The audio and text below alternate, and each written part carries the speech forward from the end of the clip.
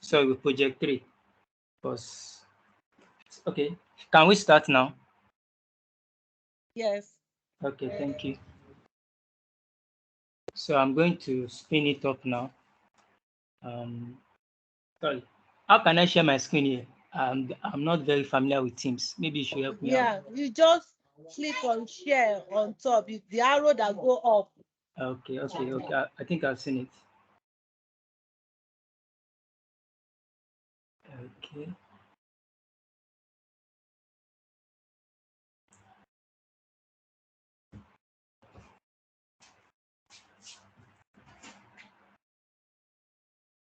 Okay.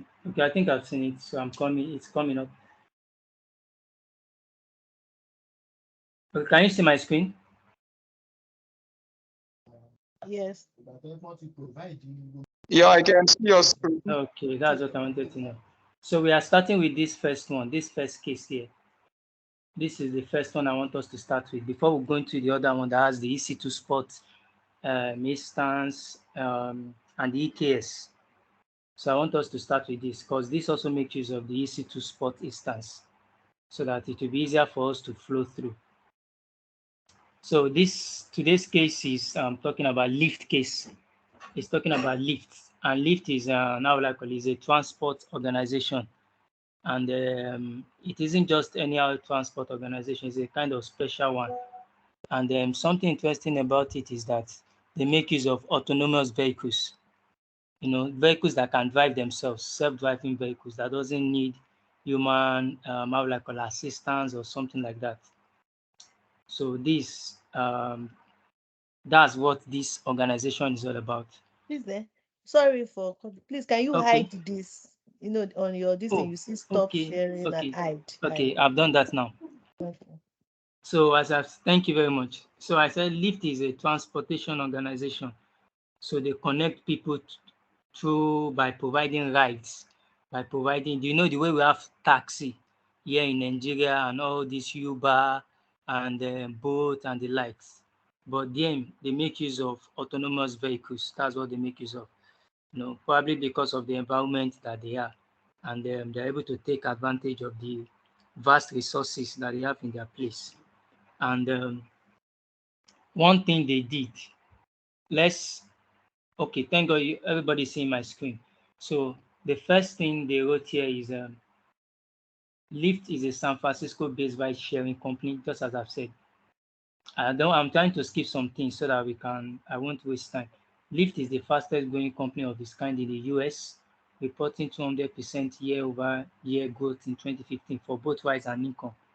Lyft, with a mission of reconnecting people and communities through better transportation, is working with General Motors to create a network of on-demand autonomous vehicles.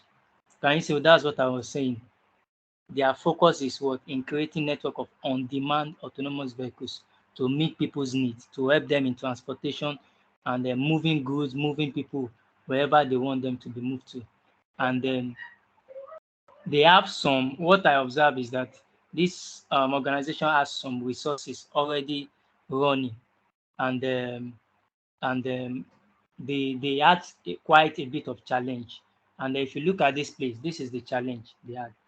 Runs a microservice infrastructure on AWS, uses Jenkins orchestration of a continuous integration pipeline. Jenkins manages the builds and tests, automating the process. Deploying code into production involves a series of tests that require large pools of compute resources, which led to a high cost for routine daily tasks. Now, I'm reading this so that when I start explaining, we'll be able to understand the reason why they did that. Now, let's look at the first challenge. They talk about runs a microservices infrastructure on AWS.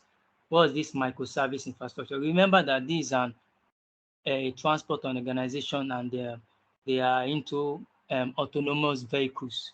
And you know that when you are talking about autonomous vehicles, it involves some set of programs, some set of codes, complex code. They can be codes that can be numerous. I'm not a developer. I don't know much about coding and all this stuff, but I know that anyone that is here with us that knows that is a developer can be able to attest to that. microservice infrastructure on AWS. It can be in form of containerized applications that you have to put in containers, and then you run them together to be able to perform their task. And also they make use of Jenkins. And what's the function of Jenkins? Jenkins is just like is open source, and then it's actually what developers use. It helps them for continuous integration and deployment. That's what Jenkins is used for. It's just like it is used to build a software. Like, just as I said, this is autonomous vehicle. So there will be need to build software that will run in those vehicles.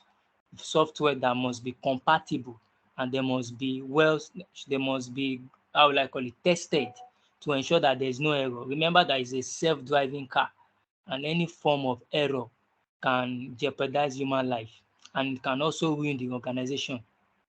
So it helps them to be able to build, they test this software project, and then it ensures that these developers can integrate. Whenever there's a change, they make use of Jenkins to be able to implement these changes, to integrate these changes before deploying them. That is what Jenkins actually is, like a software automation for continuous integration and continuous deployment. That's what Jenkins is actually for. And now they talked about deploying code. That's another challenge they had. And one thing I would say, the reason why I said we should start with this is, if we can understand this aspect, it will be easier when we go to the second project, because it's the same organization. Because what they did is that they upscaled their service. You understand? They upscaled their service. Please, I hope you guys are following me. I hope I'm not too fast. Hello, We are guys. with you. We are following. No, Okay, loud and thank you. clear. Well, Okay. So when we move to the other project, you will see that they had to do something like an upscale. They upscaled some of their services, which was virtually different from this one that we are seeing now.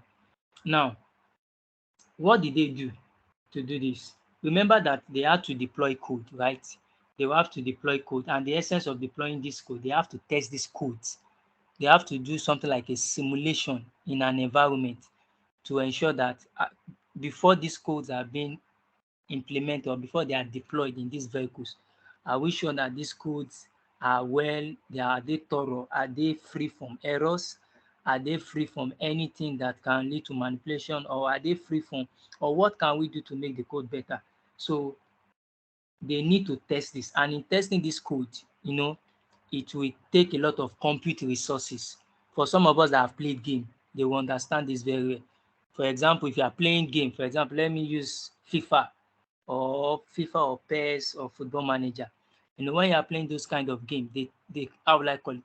Your compute capacity on your system is at work, is at full.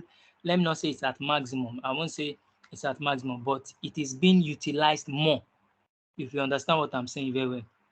So there's need for more compute resource. Just imagine that you are now running PES, you are now running God of War, you are now running, which other game exists again? Asphalt. The three of them at the same time.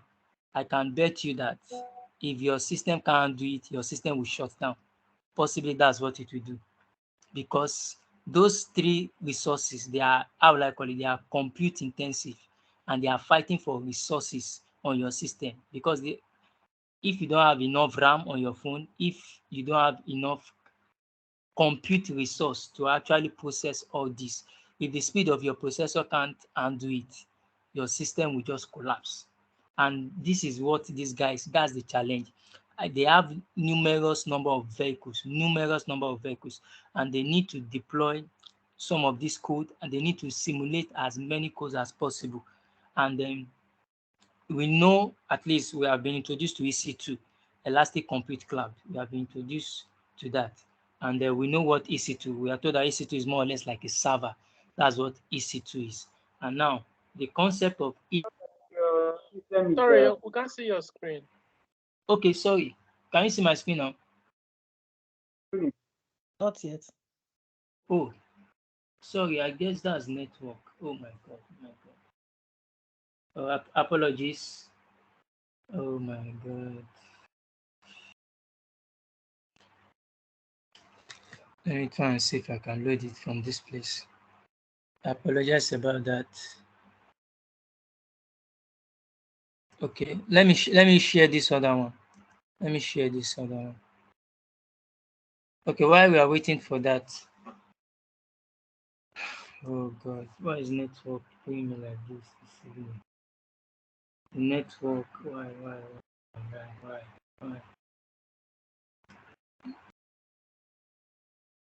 Okay, let me try and share this. Okay. Oh God, what's happening? Okay. Sorry, please, I apologize. I'm rejoining. Which network are you? I'm actually connected to a wireless network here, but sometimes it's okay. I think I'm connected. I'm waiting to be allowed in. Okay, thank you very much. I apologize about that. Okay, can you see now? Can you see my screen now? Hi. Yeah. Yes. Okay, can you see the screen now? Yes. Okay, thank you. So Is it a double yeah. screen? Was in double? Is it double screen? Oh, double screen. I think what I'm saying is double. Oh, okay. What about now? Yes. Okay. Okay. Sorry about that. Okay, so we have been introduced to the concept of EC2, that's Elastic Compute Cloud. And now, what these guys did, they did something very interesting to maximize their how will I call it, their service, and also to reduce cost. We know that on AWS we have the EC2, but there's something that we have not been introduced. That's the EC2 Spot instance. And let me spin up one so that we can look at it together. Let me show you where it is. It's just like the way you spin up your normal EC2. So let's wait for it to load.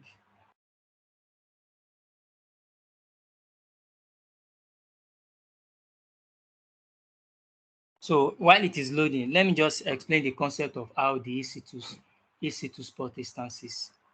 Now, oh yeah, load. Okay. So let me create a new EC2. Let me launch. Oh, yeah. Come on. Okay. Let me launch instance. Okay. Let's assume I just want to create this. Let me call it lift, for example. Lift. This is lift. Okay, we maintain this instance type. I have some key pairs, so let me just choose one. So instead, to avoid going from here to there, and let me select, I created an existing group, a security group. So let me use this. Now, if you come here under this advanced, that's where you're going to see the EC2 spots. Can everybody see this? Hello? Hello, guys. Yes. We can see. Okay. Yes, we Sorry for see. the late response. We No, post no, no our problem. No problem. our system. So that is where you have so you have to request for the spot instance. You must request for it, and it comes with you have to pay. It comes with an amount. So it's now let me explain how the spot instance works. Now, for example, the EC2, we have different types of EC2. We have EC2 on demand instance, EC2 spot instance, EC2 reserved instance.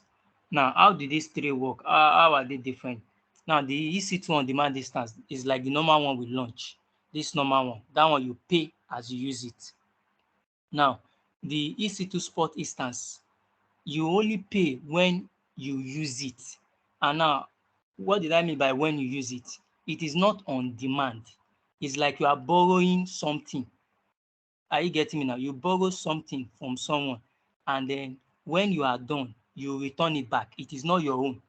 Unlike the EC2, the one that will spin, you pay for it. It is your own. But the EC2 spot instance, you only pay for that time that you use it. Then when you are done, you return it back. It is not your own. Another thing about EC2 spot instance is this. When you are using it and the owner wants to make use of it, the owner has the right to collect it back because it is not your own. Now, the concept of EC2 spot instance is this. AWS, they will lease you. For example now, okay, let me use an illustration so that we can get it. Everybody has a house, for example now. We are all living in a house. You have your room, I have my room, for example now. Now, the room that you have that belongs to you, see it, just imagine it to be as your on-demand EC2, that you pay for it as you are using it, just the way you pay normal rent. Now, just now imagine that, oh, you are expecting visitors. Visitors, some people want to come and visit you, and you are staying in a one-room apartment, and you are like, wow, where will these people stay? And then you have a friend, or maybe the landlord, yes, you went to meet the landlord that, how far, please, I need help, I need a room. I don't know how you do it for me. I'm not going to pay for it as I always pay my own rent. I just need you to help me. And the landlord looks at the room and looks at it that, well, so person is not around. This person is not around. I can lease you that room for those people to sleep in.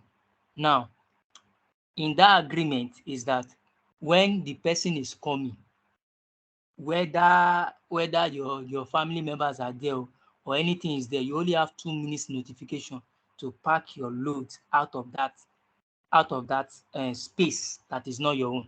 So you only pay for that period that you actually use it. It's not a long-term period. It's just that period. You use it and you release it because it is not your own. I hope you get that illustration.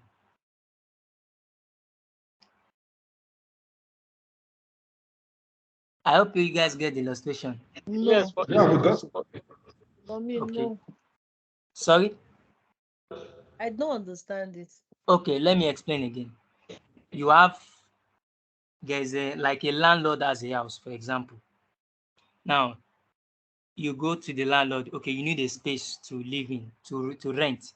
Now, let's assume there are 10 rooms there. Now, it's a full house, like flat. In that flat, there are 10 rooms. Okay, you have your own room personally. That's how I'm using it to relate it to those EC2 types. Now, the one that you have that is your own, where you pay money for, like for a whole year or 2 years or 3 years or something like that, that's your own. See it as the normal EC2 that will spin up, EC2 on demand. Now, you are using that house on demand, like you are using that EC2 resource on demand because you need it. And so you are paying for it so that you can live in it. Now, and I said, in a situation whereby you receive a call that, oh, your family members are coming to visit you, and that house can't contain all of you because it is not that big, and you don't want to go and rent an hotel, or you don't want to rent another full house. It's not as if they are staying with you for that whole year. You can discuss with your landlord. Now, your landlord in this case, like AWS, you discuss with your landlord that, landlord, how far? Is there any space that is available? Now, remember that space, it is not your own. It is owned by AWS. Unused EC2, unused space that someone has actually paid for. They've paid for it, but it is actually unused. So you go to the landlord and say, okay, please, landlord, my family are coming. I need a place for them to stay. Then you negotiate terms that, okay, there is this room. There are some set of rooms in my flat. It has been paid for, but I will give you the opportunity to use it because the owners are not around, or they are not yet using it, or the owners are yet to move in. They are yet to maximize that room. Then when you are done, you can go. You release it. And I said that there's a clause to that. If by adventure the owner, the person that owns that room that the landlord is leasing, is maybe coming to the house to come and use it, the person that is borrowing that space has 2 minutes to terminate or to pack all his load and his resource. If he doesn't pack it, the landlord will move everything by force outside. We close the room, chase the person outside. The same like AWS also. So that's, I hope you get the illustration now. It is not yours. You only use it. So the amount you are paying for is the amount. The money you pay for is that time, that small time that you use that room. Unlike the other one that you pay for fully, that is your own. Please, do you get that illustration? So if I get you right, Okay. right? Yes. The on demand is you rent a house. Yes. Spot instance is you are squatting with in God someone's house. bless you. God bless you. The person is not there, but you are squatting. The person itself is not there because the person must know is, how will I call it? You are just using that place. You know, squatting, you are staying with the person. The person knows. But in this case, it is the landlord that know, not the real owner of the house, not the real owner of that room. You understand? And that's for free. You're Yes. staying for free. So, you are not staying for free. You are paying an amount, but the amount you are paying is at a discount. Is at a discount. Any contribution towards this sport? Okay. I from my hotel boy. We do have all the rooms taken. Okay. But Yes. during weekdays, we may have 50% of our rooms not taken. Yes. So certain persons wait, they do not want to come by 12 noon, wait till 10 o'clock. Yes. And when they come at time, we know if we are not giving them discount, we stand to lose their money. We stand to lose their money. So we may want to give them like 50, 60% discount, even certain times, even say, okay, pay that. But at that time, if a client is coming to come and take that, and they ask to leave the room, why? Yes. And then your money given. We see somebody that would want to pay full money, we may ask you to leave because we wouldn't. So that's part of the agreement when we give you discount. So that is our own and our hotel business. Yes. Okay. That's the So let me just put a definition on it. A sports instance is an instance that uses spare EC2 capacity. God bless you. That's available for less than on-demand price. Yes. God bless you, sir. You just simplify. Actually, I don't have that definition. Maybe you should write it somewhere. I think you just nailed it. That is exactly it. God bless you. I hope everybody got that. How it was further simplified. I hope everybody was able to get that. Yes. Okay. So that's what these guys are used, this lift, this organization. They know that if they are to pay for extra EC2 instances, they will have to pay for more because they need to be running all this how will I call it, this application. They need to be doing a lot of simulations every time. They need to be doing it to ensure that it is updated, to ensure that the patches are included, to ensure that there's no error. So it won't make sense to have it will be better for you to have a particular on-demand EC2. Okay, this particular amount, then the rest you can now be leasing just the way we explained now. So that alone saved them a lot of costs. You can see they were able to save up to 75. Let me go back to the case again. They were able to save, where are you? Sorry, because hope you are seeing my screen. Are you still seeing my screen? Yes. Okay, you can see they were able to save up to what? 75% a month. 75% a month. 75% a month. And that alone is actually good. It's everything about business, the cost is very, very important. You must be able to, how will I call it, reduce your cost while giving the best service. You must be able to reduce your cost while giving the best service. So the reason why I'm not spinning this up, or should we spin it up, because this thing is not free. So that's why I don't want to click on check this box, because you will be charged actually. Can you We're not look going to use it in for? the project. Can you look for? What do you say? Are we not going to use it in the project? Yes, we are meant to use it in the project. But remember that we are using free tire accounts. there's a, except if you don't want to be charged, your card is linked to this thing. So now I'm just showing you the process. If you are to make use of it, it's the normal way of launching your EC2. I believe you have launched EC2 before now, EC2 instance, right? During the class sessions that we've had, right? Yeah. Yes. So I'm just showing you that in case you need the EC2 Spot instance, where you have these advanced details, that's where you come to. Underneath is I think is the last, yes. After the key pair, after the configure storage part, then under advanced details, you just check it. Click That's on when it. That's when you're launching your EC2 now. Yes, you can see my screen. Yes, when you're about to launch your EC2, then after you have filled in the details, you have chosen your AMI, and you have put your key pair, your VPC, and what else again? This advanced setting, you have to click on it so that it will bring a drop-down menu. So that's where you now see it will now ask you request spot instances. Request spot instances. So you have to request for it. So you must request. It's not something that is just available. You have to tell AWS that, okay, I'm requesting for spot instance, maybe during the peak period of maybe when I'm executing my services, I will need a spot instance to be able to help me in my computing capacity. So that's how that is. I believe everybody's clear about that, right? Yeah, I am. Do you have any question before we proceed to the next one? Let me ask whether there's any question.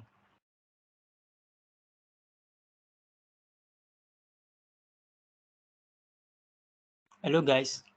I truly do not have any question, but just maybe if I want to suggest, is there any other feature purchase option like the reserve option and the on-demand? Are they free? Okay, thank you. If they are free, maybe let me try and use this what's it called, this spot instance. Though when I read up on it, they said they will charge. No, I haven't used it before. So let me see if I can launch it. Okay. If you launch it, you are going to charge. Yeah. That's true. So you're right. Charging.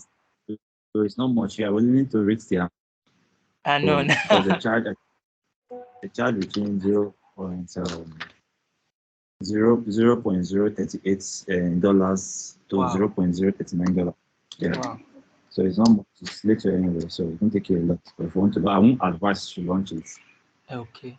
I think I won't launch based on your advice. I'll stick to the Spot advice. on demand. Spot on demand. If you launch it, they're going to charge you. So spot instance is one of the, I think it's one of the best instances I've ever seen, because it's one of the instances you can launch up to 100 instances at once. Yes.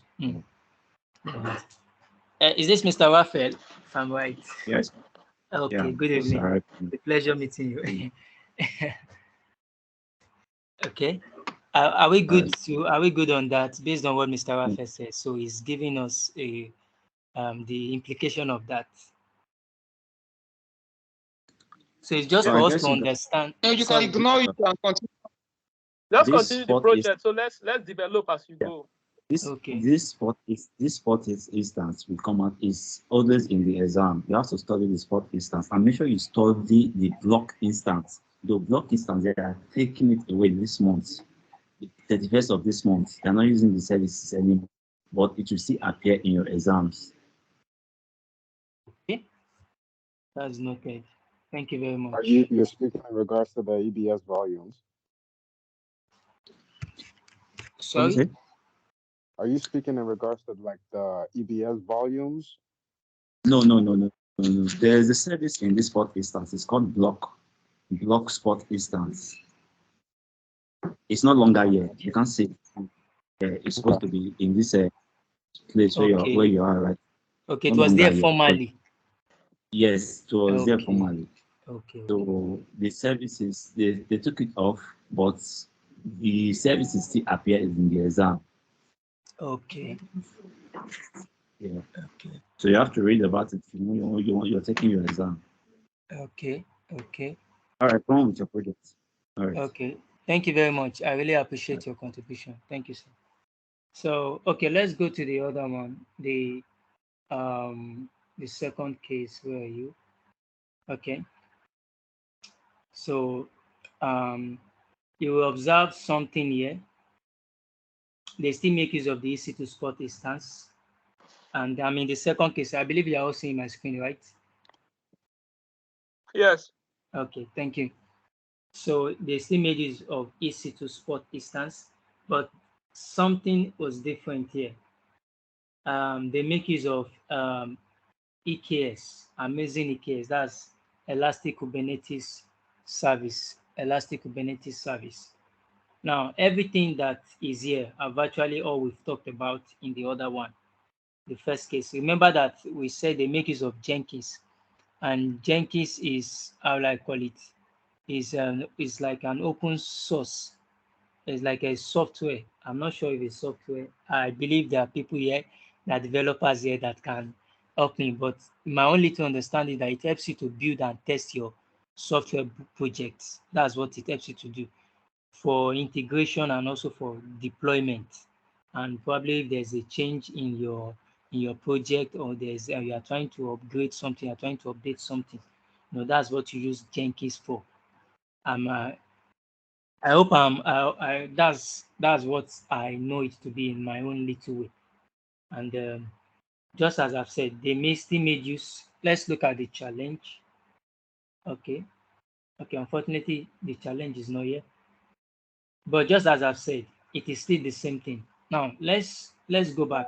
If we go back to this first one I showed you, the lift was established it was founded in 2012.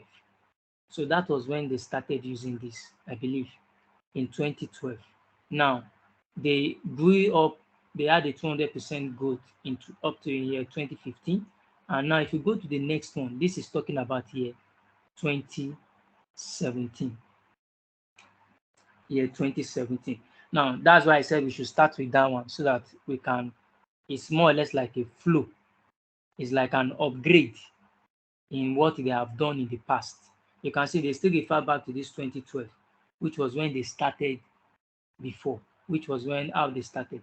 Now, if you look at this, the same thing I said, they how will I call it? They provide transportation services, and what they make use of is what autonomous vehicle. Now, if you look at this, they said Lyft launched its level 5 autonomous vehicle division in 2017. Excuse me. That means they have been a progressive way. Maybe they have level 1, level 2, level 3, level 4, and level 5. Something like that. And then you can see they say using petabytes of data. You can see this is not small data, petabytes of data gathered from its AV fleet. Lyft engineers run millions of simulations each year to improve the performance and safety of its self-driving system. Just imagine they are running millions of simulations. For some of us that have used, okay, let me just give an example. If you have actually run a game, which game is that? Like Call of Duty, or should I say FIFA, on a system that is 2 gig RAM, and can tell you that system will lag.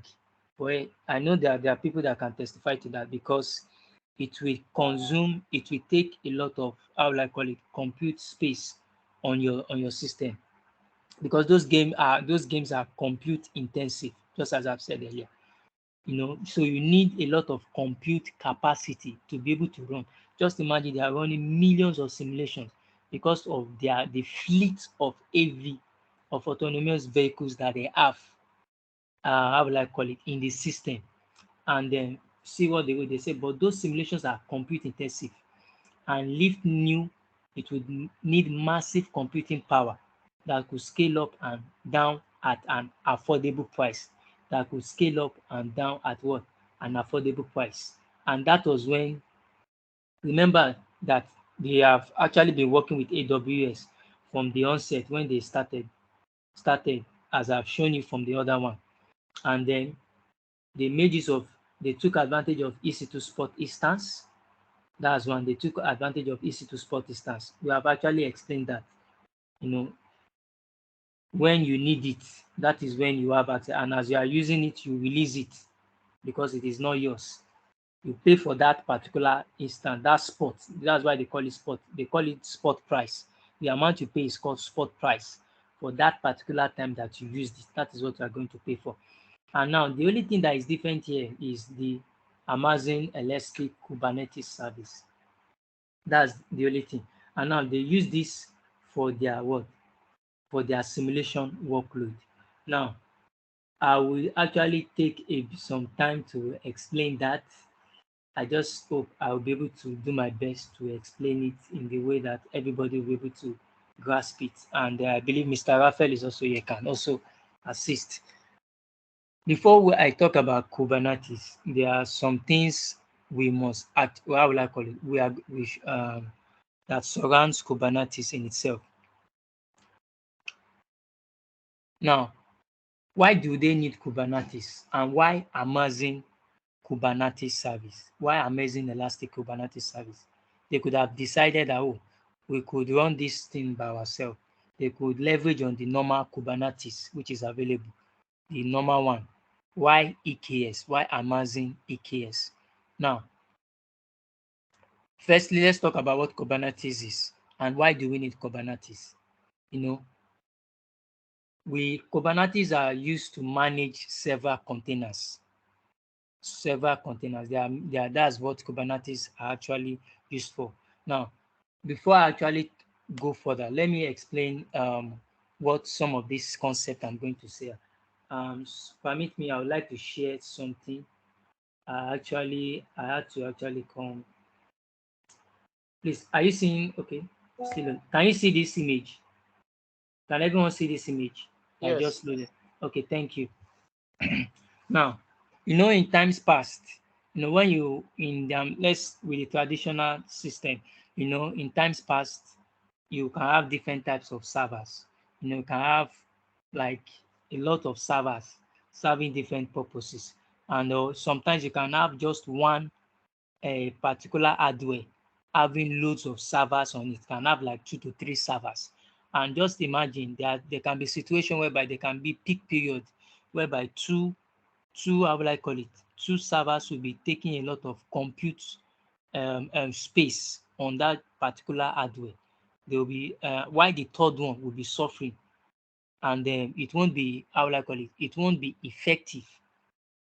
Now, then came VM. So VM is like an upgrade. Now, VM does what we call isolation. You can isolate your OS and then while still maintaining your hardware and being able to do that. And it does that with the help of an hypervisor, because that's what helps us to be able to run our VM. That's a software that helps you to run. That's like an underneath layer that helps your VM to come alive. Now, if you look at your VM also, the VM sometimes it consumes a lot of memory. It is memory intensive. For some of us that have made use of virtual box, if I'm right, if you notice that when you're using your virtual box, it's different from your normal system environment, but yet it is taking a lot of space on your system. As you are using it, it is also consuming the space from your from your own personal system. Now, after the case of VM came up, containers came up. Now I'm trying to just maintain the flow so that we can understand where Kubernetes comes in. Now, with container is similar to VM, but the only difference is that container is lightweight, like a lighter version of VM. That's what container is. So with container, you can have in a container, you can have so many containers in it. You can, inside those containers, you can have different applications, different codes, different software, but they are all within a container. Within a container, they are containerized, if I'm to use that word. Now imagine you now have this container. This is just a single one. Imagine you now have thousands of this container, hundreds of this container. The question is, how are you going to be managing it?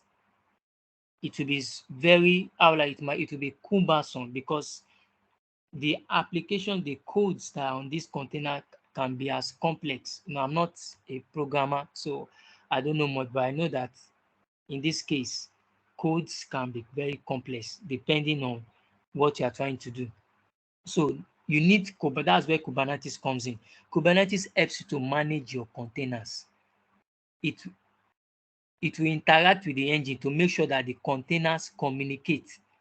They are able to load the images and to allocate the resources correctly. It isolates each containers so that there's no form of clash, and it tracks them down.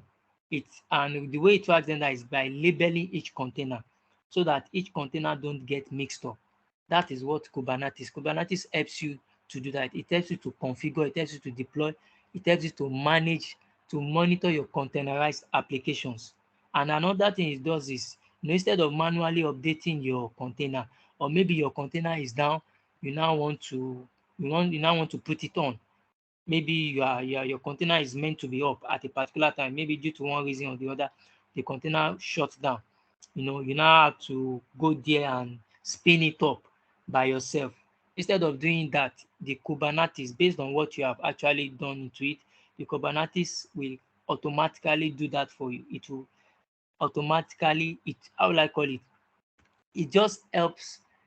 It helps to simplify the burden for the developers. It helps to simplify their burden.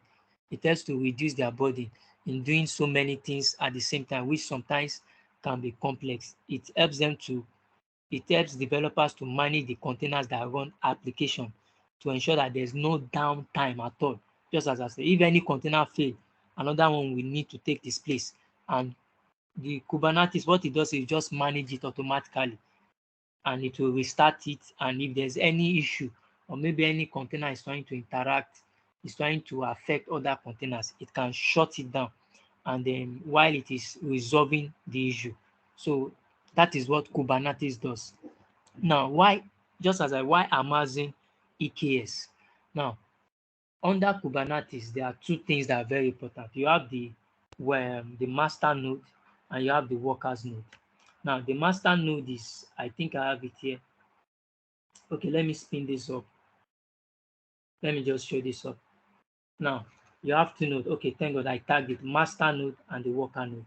The master node is where you have your control plane. That's where you spin up your resources, your network, your what else again? Your network.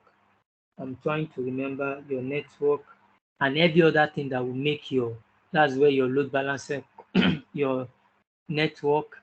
That is where you have your resource. That is where you spin up some of your resources. That is where you have them, the controllers, anything that has to do with control plane, controlling, just the way the name is master node. It is the controller of that particular service. Then you also have the worker node. That is where you have your resources. That is where you have your containers, the applications that you have, the services that you want the users to be able to have access to. That is where your data are placed in. While the master node is the one that is responsible for controlling the activities. And then the worker node mustn't have the same privilege that your master node has. And likewise, ideally, in an ideal situation, your master node must be in a separate VPC from your worker node VPC. They must be in a separate VPC. Then to connect them, you have to use something, you have to link the two VPCs together, which I believe you have to use VPC peering. Yes, if I'm right. You will make use of VPC peering to link the two VPCs together so that they can communicate. Though I don't really know the reason why they did that, but the reason why I believe they did that is in the advent of the failure of a particular VPC, so that you can be able to isolate them and then you can work on the one that is actually down. I believe that's the reason why they did that. I'm not sure. I want to guess that's the reason why they did that. Now, this master node that you are seeing here, that is here where my mouse is hovering. Now, Amazon manages this for you. This master node. I told you that is the master, and that's where, yes, the update, you have the updates coming in. you have your patches coming and every other thing that has to do with control. Amazing handle this for you. You don't need to handle this. You only need to focus on this. Unlike this Kubernetes one, the normal Kubernetes, you are the one that you have like you are responsible for managing every part of it. But for the Amazon EKS, you only manage the worker node. Amazon manage your master node. All you just do is to provision the things that you need to provision. Then the unnecessary part, Amazon will handle it for you. So I believe that is one of the reasons why Lyft made use of this how will I call it, Amazon EKS. They could have gone for this Kubernetes, but it would have been more workload for their developers. That's one. And then it would have yes, it would have been more workload for their developers in managing this one and also in managing this one. And unlike this one, whereby it is being handled by Amazon, and this one, they only focus on this one. They don't need to worry themselves about this one. They just need to deploy their applications. They only need to worry about deploying their application, deploying their softwares, and every other thing that needs to work. And Amazon will do its own part based on what you have configured. So please, are you guys following me? I hope I'm not saying too much like this. We are following. Okay, so I'm going to spin up an EKS service. So I want to actually do that now so that you can see how it works. So let me open my, where are you? Okay, so the first thing we have to do here is you come to your service. What I do is most times I can't recall the name. I just type it here, EKS. I believe you're all seeing my screen.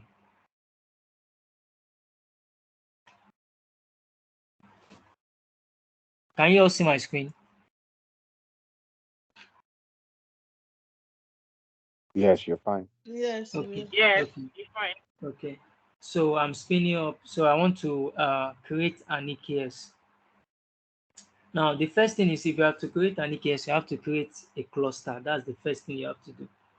You must first start with your cluster. And your cluster is more or less like a collection of servers. And that cluster will serve as your master cluster. Then from creating your master cluster, then you now create the work node, which is the worker node, where you have to deploy your resource, deploy your applications, and other things that you need to do. So this is the first place you have to come to.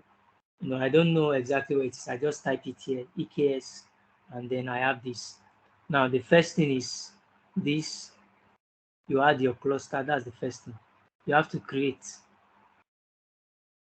You click on create cluster. Now, the first thing is you have to type in the name that you want it to be. I can call it EKS cluster. Let me call it Lyft because that's what we are working on. You can leave this. You can change this if you want to. You can change it to the latest version, but I leave it since this is we are more or less like testing. Now, you can see here, it's talked about cluster service role. Now, the reason why you are seeing this is because I've actually created a service role. Now, let's imagine that I've not created a service role. Please follow me. You come to your IAM to create a service role. I've actually created this, that's why this is here. So I want to initiate a new role for it. So you come to, I open two tabs, so apologies about that. So you come to your IAM dashboard, then you come to roles, click on roles. Please, if I'm too fast, just let me know. You come to roles. So when you come to roles, you click on create role. So when you create, to ensure that it is under AWS service. AWS service, very important. Then it is asking you that what use case do you want? Use case. Then you come here, click on EC2. Then you scroll down, look for EKS. Scroll down. Yes, I have it here. Click on it. You already have it, EKS. So now it's not asking you that, oh, what sort of EKS do you want? Then you select this EKS cluster. Don't forget what I said. The first thing, if you have to create EKS, you have to create your cluster, because your cluster is more or less like collection of servers, collection of what you want to do. You must house it under a place. Imagine your estate, cluster of estates. They are being housed under a particular place, cluster of estate. Imagine, just look at it in that way. EKS cluster, then click on next.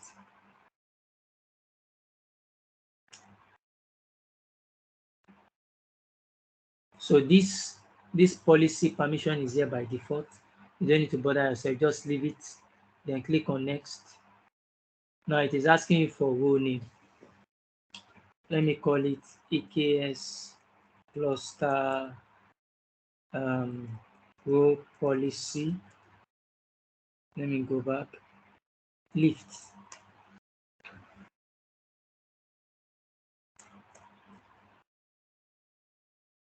So you can leave the rest, don't touch anything.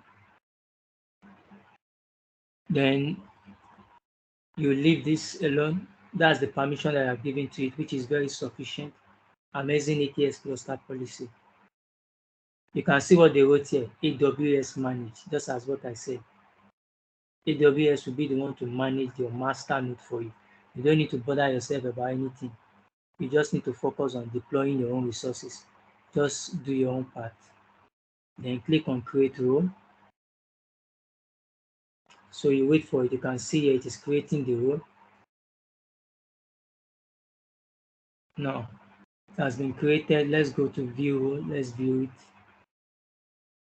Now you have it here, lift EKS cluster role policy.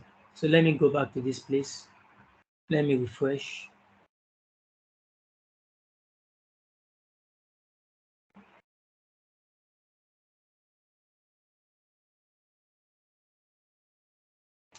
No, it's taking long. Yeah, before I proceed, I don't know, have you guys downloaded AWS CLI? I don't know whether you downloaded it then when we asked to download it.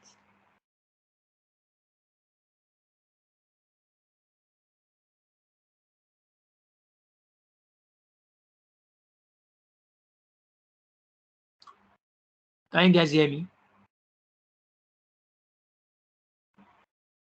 Can you guys hear me? Yes. Okay. Okay. Do you download the AWS CLI then? No. Okay. I don't know why this is taking time.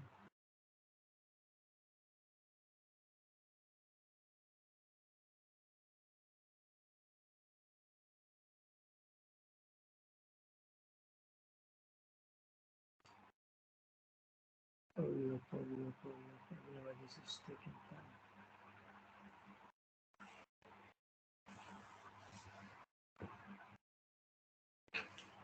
I don't know what's wrong with my network. It's just good. Okay, yeah. So it's back. You can see here the cluster policy I created here is there. So I'm using that. I don't want to use the previous one, so that you can understand how it is created. So the next thing is, you can leave this alone, this aspect. Turn on envelope encryption of Kubernetes secret using KMS. You can leave this alone. Then click next. Now, in this case, you can choose, just as I said, ideally, your master node and your worker node should be on a different VPC, ideally. But since we are more or less like doing a test, let's put them in the same VPCs. Now, you can maintain this default VPC here. Let's maintain it. So that to save us the stress of spinning up VPCs all over again. So let's maintain the default VPC that we're giving here. And it has added some subnet for us by default. We don't need to worry ourselves about that. So security group, you can choose to select, but we can leave it. And then, yeah, public. We all know what this means, that it can be outside access, it is accessible from outside of your VPC. And it says worker node traffic will leave your VPC to connect to the endpoint. If you click on this public and private, that means it can be accessed privately and it can also be accessed publicly. So we leave it as public. Then you click on next. You can leave all this alone, leave them, since it's more or less just as I've said, a test. We are more or less like testing. It's like a test one environment. But in a production environment, I think you have to put this on so you can get logs to be able to know how the cluster is functioning and how the cluster is running, so that you can be able to follow up with any updates or any other forms of addition. So it's spinning up. So we have here, these are special add-on. CNI, Kube, Proxy, Core DNS. Click on next. All these ones are there by default. You don't need to bother yourself to change on anything. You just have to keep clicking next. Then this is just review to be sure that everything is fine. Then you can create. Yeah, thank you. You can observe something here. It says something that it can't create this cluster because US is 1E. The targeted availability zone does not currently have sufficient capacity to support the cluster. So in case this happens to you, this may not happen to you. It may not happen to some people's zone might go directly. But in case this happens to you, this is what you do. You come to your networking here, edit it. Now, how do you know the one that is here? It's told us that is 1E. So you can click on this. This is 1E. Uncheck it. So when you uncheck it, then next it, then do the process again. I believe this time it should go. So let's do it. Okay, good. So you can see that our cluster has been created. So this will house everything that we want to do. It will house the worker node. It will house everything that we are going to do. And now the next thing is you have to install your AWS CLI. I don't know whether anybody here has installed his own. I think someone spoke up. I couldn't hear what she said very well.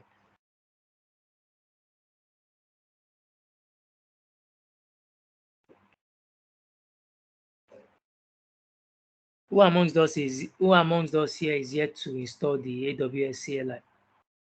I haven't installed it yet. Okay, you haven't? No. Okay. So let me go to the link to installing it then. You can just type AWS CLI. Just type that. So, AWS. I actually have it installed, so it may not, how will I call it? I don't want to install it again, so that's why I'm asking. So just click on it, just type AWS CLI, and then it's coming. I just want to show you the procedure of downloading it. Then when you download, if you look at my right hand side, you have 64 bits. I don't know about Mac OS. I haven't used Mac OS before, so I can actually talk about Windows. So when you click on this, I don't want to click on it because it will download. Okay, let's click. So when you click on it, it will download it. So it's about 30.8. So let me cancel it because I actually done that.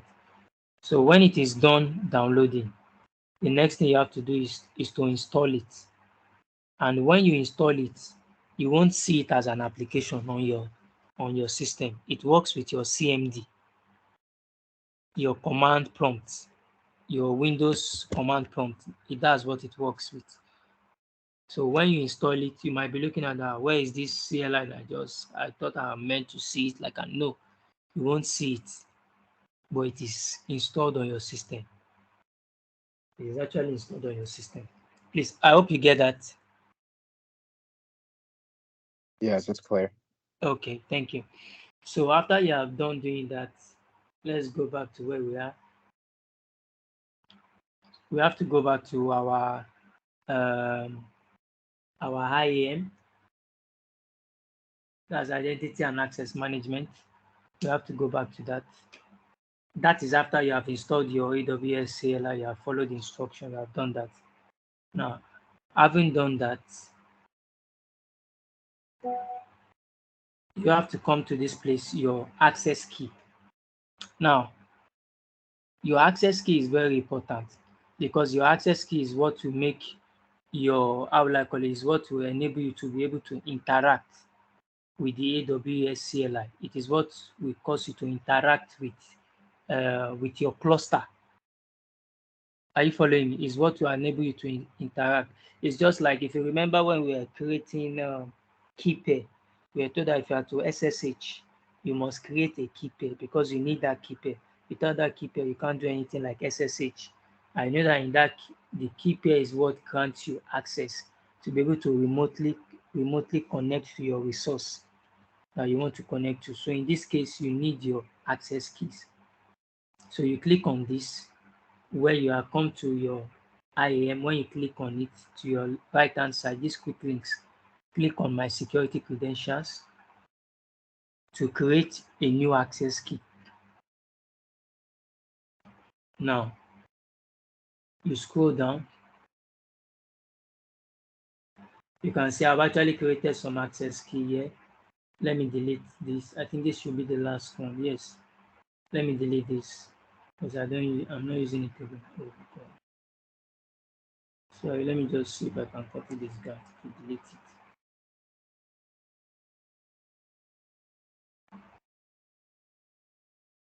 Okay, deactivate. Then delete. So I don't need it. I think I'll still make using of this. Then click on create access key. Now, when you create your access key, very important, please download this file, this .csv file. If you don't have the access key, there's no way you can have access. There's no way you'll be able to have access to what you want to do. You have to download it, then you can close it. So when you are done doing this, click on this. Let's see what is there. It will have access ID and I think a key, if I'm right. You can see access ID and secret access key. So this is what you have. Yours might be different from my own. You know, it's necessarily not the same. Then you can come here, look for your CMD, load it, then type AWS configure.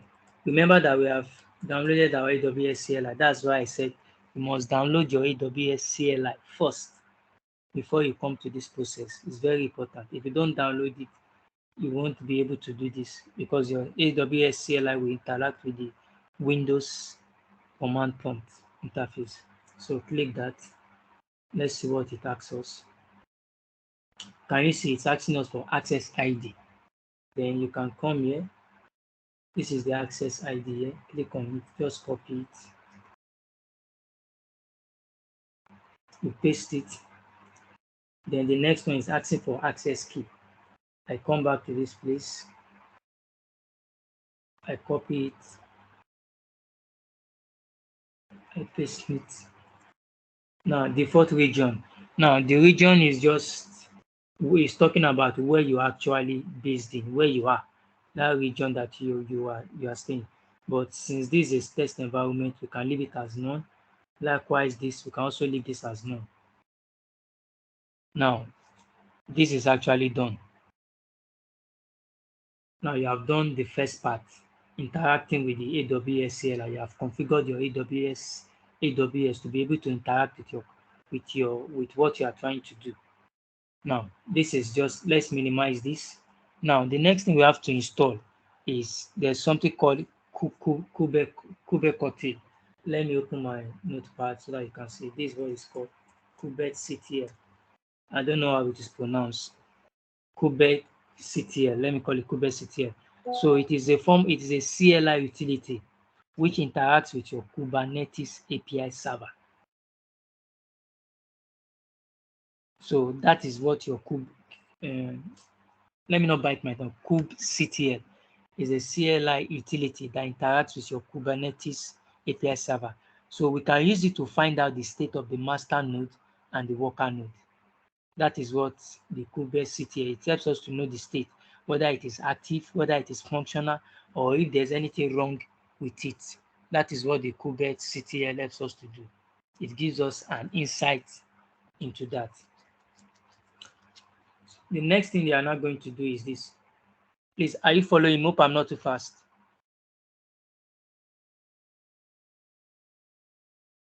We are not. Okay, thank you. Thank you.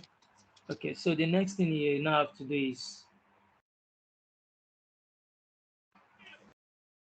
you have to go to the installation guide of the KubeCTL TCL. I have the link here because I don't want to waste time. The link is docs.amazon.com/eks/latest/user guide /install KubeCTL.html. Okay, all this is right. So we just want to look at the documentation to guide us in installing this KubeCTL.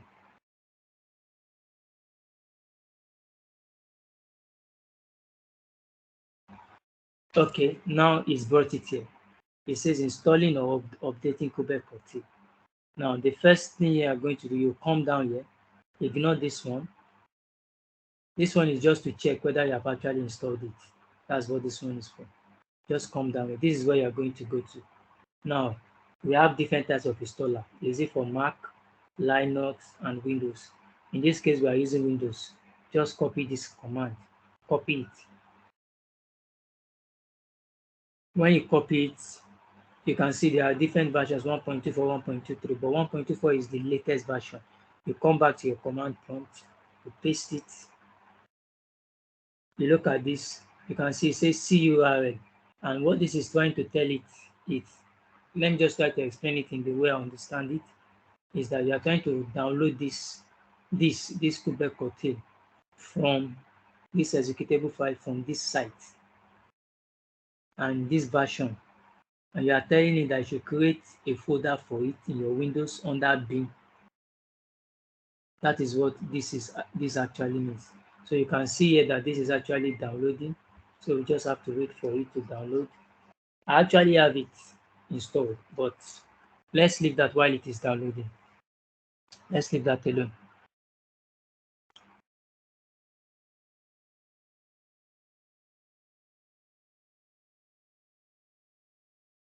Now, the next thing now is to set up our KubeCTL.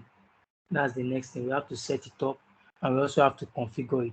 And now in setting it up, you need two things are very, very important in setting it up. You need to know the cluster name, and you also need to know the region name, which is very, very important. You need to know the cluster name and the region name where the EKS master node is running. The master node that we have created, which is the cluster. You actually need to know it. Now, how do you get to know that? You come back here. Let's leave that one alone. You come here. Let me type EKS again. Let me click on it. Okay, it's brought it out.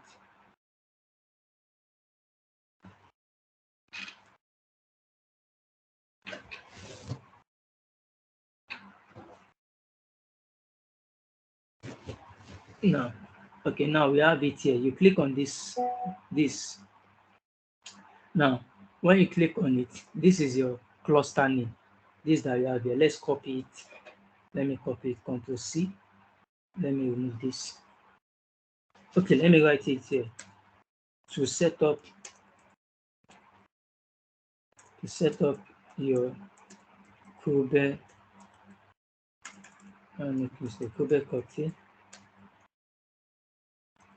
you need to know the cluster name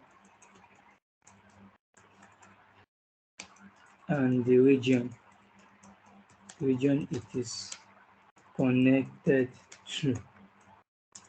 So the cluster name, this is the cluster name that I copied. Lift cluster, that's it.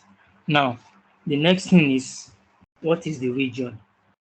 The region. Now, this is how you know your region. You click on this, wait for it to load. That will give you an idea of the region, the active region. You can see that this is the region, US East 1. This is the region, US East 1. You come here, region, US East 1. Okay, I'm just trying to document it so that we still come back to that. Let's check this whether it's done. Wow, this is really lagging. Really lagging. So I haven't gotten the name. The next thing you have to do is, I wish this was actually true. I wish it was true. But anyway, this next step we are going to do, you must ensure that you have actually installed this code, this command. It is done executing. I'm going to cancel it because I actually have it downloaded in my own system. I actually have it downloaded, and I will have to, or should I? Oh God, can this guy just be fast?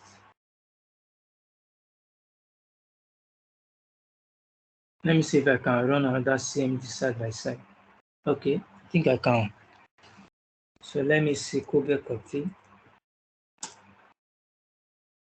Oh, I can't use it. So I have to wait for this. Wow. My network is just so slow. And it's going to 44.1 MB and it's at 23.3. Okay, please, let's just be patient. I want it to actually finish up so that I can move to the next step. If it doesn't finish up, I can't proceed to the next step. I just hope it finishes soon.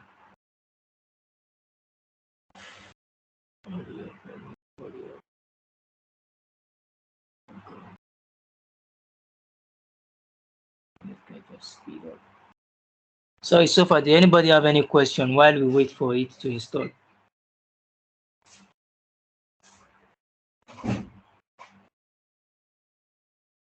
Did anybody have any question while we are waiting for it to install?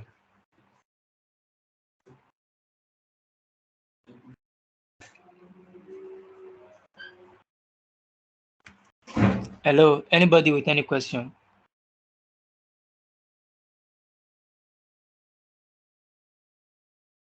No question yet. Okay, sorry, but I'm trying to, I just want this download to finish on time. It's taking time. You're doing well. Thank you. Thank you, ma'am. Thank you. Thank you, sir.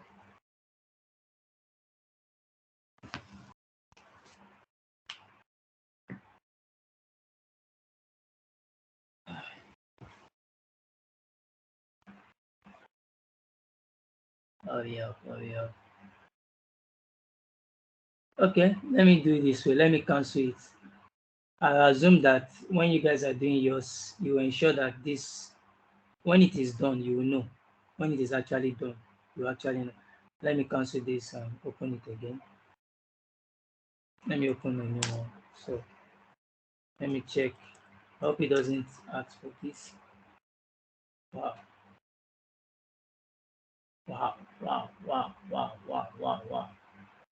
This is very interesting. AWS configure.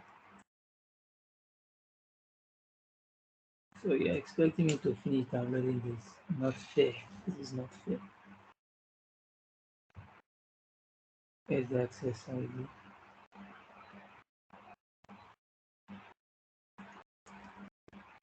Sorry, I have to do this all over again. Why? Oh, this is so not good. Secret access. Goodbye.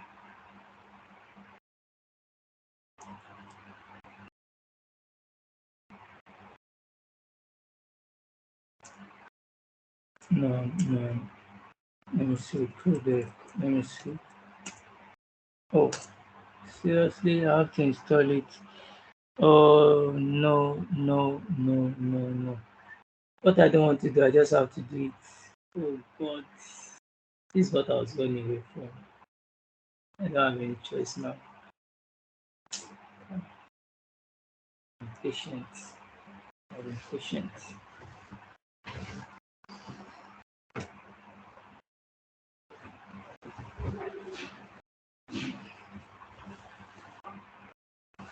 Let me see. I think I should have it here. Admin. Yeah. Oh, crap. Interesting. As if I like the previous one. Wow. Wow. Wow.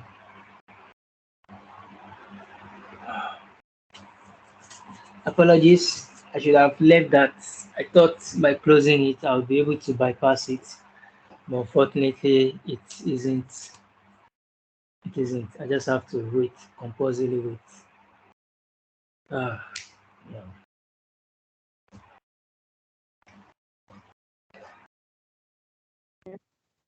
Making contributions and maybe asking questions is Okay, what do you say?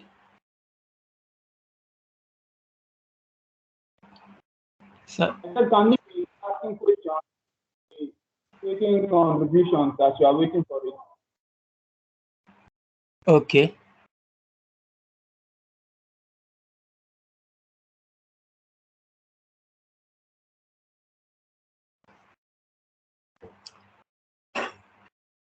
So, I just wish this can just speed up faster than this, because there are so many other steps that we need to do, and we actually need this to actually make it work. We need it. All right, so the question that I have, excuse me, Okay. is about because I just noticed, right? So we have the AWS CLI. Yes. Now we're finding out that even the Kubernetes cluster has its own CLI. Okay. No, I'm asking. So Yes. Yes. Yes. Yes. Yes. Yes. Yes. so Yes. is there a particular language or syntax that these commands use? Or everything is just okay, you write it in JSON, it's fine. Or you write it in JavaScript or you write in Java, everything will work fine as well. I think what we are doing now, there's actually another way to provision it. Is a faster way, but I didn't look up into that because I just wanted to utilize the normal route, just as we have always been advised that we should know the normal route of doing it so that Doing in it. case of troubleshooting sake. So I didn't bother to look. There's actually an automated way of actually doing all these things that we're actually doing. There's an automated way, but I didn't try to look up to that because I just wanted to give this a shot to ensure that I know this. Then probably I'll now learn, look into it later. But the one that we're installing, this Kubernetes Kotil, is actually for Kubernetes itself, for it to interact with Kubernetes. I don't know whether whether it involves writing JSON. I'm not sure, but so far what I've seen is, I might be wrong, though I stand to be corrected on that anyway, because we are all still learning. I'm also still learning. So far what I've seen so far is you have to interact with it with your command prompts. But I believe there might be other platforms through which you can interact. Maybe there can be some scripts, like so that you can just run to execute so many things, just like the one our first tutor showed us last week, if you Right. could recall. So I think there's a platform for that, but I don't think how will I call it? I'm not vast about that. So I actually know about this method, this procedure. So except maybe someone that knows it can then share with us that so that I also can also learn from it. I mean, the only reason that I asked that question, right? Because if I Okay. go into CMD, when I downloaded the CLI AWS. for Okay. AWS, right? And Okay. I go and I do AWS version, I can see that the AWS CLI is running on Python. right? Okay, yeah. That's I think why so, I yeah. was now asking. Okay, so what is what is Okay, okay, okay, I Kubernetes running understand. on? That's why I asked that question. Okay, I think I understand. Actually, you not even use the AWS CLI. You can't even run anything on it because I actually tried it. So it's just for you to interface with your CMD to relate, to communicate with it. Both of them are communicating together. If I didn't install the AWS CLI, this AWS configure that I did, I won't be able to do it. It won't accept it. Right, You understand? If you notice that when I closed the CMD, I tried running the kubectl. It was telling me access denied because I haven't installed it. It is expecting me to install it so that the CMD can be able to understand or be able to interpret what I am writing, what I'm right. trying to put input into it. So that's the essence of it. I believe so. Thanks for your question. Really appreciate No, no problem, no problem. I was just trying to make it a little bit more lively. We're too quiet today. it. I understand. Any other question from anyone? While we wait for this to actually round up.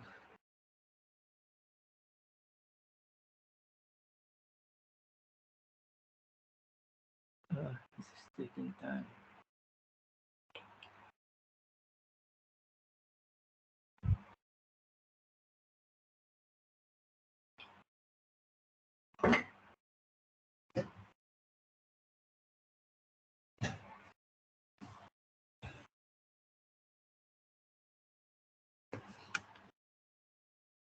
Okay, let me just do a so after this that we are doing now, when this is done, the next thing is we have to enter some basic command prompts on this.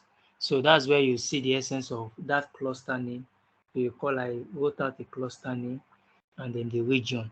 So the reason for this is to communicate with the the cluster to to validate it to ensure that, oh, is this guy working or is he not working? So it's just to validate the configuration to the master node to ensure that we're able to connect to the master node and get additional details to know whether it is active or to know whether it is not active. So that's the essence of knowing the master. That's why we need, when I'm to write the how will I call it, the code, if I'm to put it, it will include the cluster name, and likewise it will also include the region that you're trying to communicate with. So that is what it will use to communicate to the master node, which is the cluster that we have done. Now, this same thing that we have done, we are also going to do it for the worker. Now, actually, I don't want to jump it. I could have gone to do that, but I just want it to be sequential so that it won't be that we are jumping from year to year and then it won't be too confusing. So I actually want it so that to maintain that flow, the rhythm of what we are doing. So hopefully this will be done soon, just some few megabytes left, and we'll be good.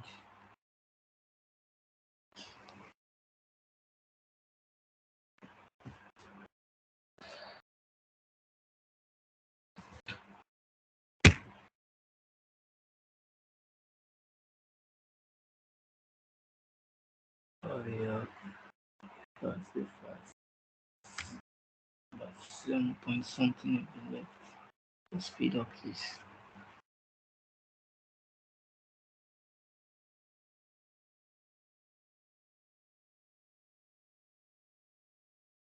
We should have entered 14. Where is it? Okay, oh, thank God. It's almost done. 42.3, 42.8. Okay, it's almost done. Just have to be patient. I wish I was a bit patient the other time. Yeah, so you can see that it is done. So that's done. Now, the next thing that you have to do is when this is done, you can just test it to ensure that it is actually there. So the way you can test it, just type kubectl, just type it, and let's see. You can see the other time it wrote access denied, but this time around, it is telling you that the kubectl has been installed. And this is very important, just as I've said. it will help you to communicate to your Kubernetes server, to your API server. This is what interacts with your Kubernetes API server. Now, the next thing that you have to do is, having done this, the command that I told you about, that we have to put to be able to check the status. You type AWS EKS. They are telling that AWS Elastic Kubernetes Service. Then the region. What region is it? We come here. Let me see it here. US East 1. I noted it down. You can come here, paste it. That's the region that you want it to be. Then the next thing that you now have to do is describe cluster. Describe cluster. So that's the describe cluster. What is the name of the cluster? You come back here. It is Leaf EKS cluster. Control C it. Give some space. Then when you are done, this is disturbing. So when you are done with that, the next thing is you want to query it. You've done the name already, so you want to query cluster status. So you want to query the status of the cluster. So let's see No, we can't see your screen. Oh, can you see my screen? No, I can't. What about now? It's still showing. It's just that the command prompt is okay. Okay, it's very small, Abby. Can you see this now? Sorry, can you see anything now? What can I do? Did you have a two screen? Do you have two screen? Yeah. I think we've been missing some stuff. Can you actually see? You are still not seeing it yet. We can see command prompt now. Okay. Can you see the things that are written on it? Yes. Okay. So let me go back to it again. I have actually installed the kubectl. Then the next thing is you have to query the master node to ensure that it is actually active. Then you type this AWS EKS, that is the EKS is under AWS. What region are you? And I said here that the region is this one that we have here, US East 1. So I come here, I paste it, US East 1. Then under that, you describe the cluster. You are trying to describe the cluster because you can have so many clusters depending on what you are doing. Describe the cluster, the name of the cluster. I come back to this place again. Lift EKS cluster, which is what I have named it to be. You paste it, then you query the status to know whether it is active. Cluster status. Then you wait for it to return.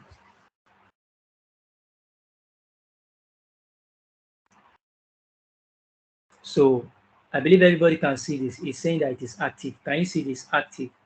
Right? Can you all see this? Yes. You're good. Okay.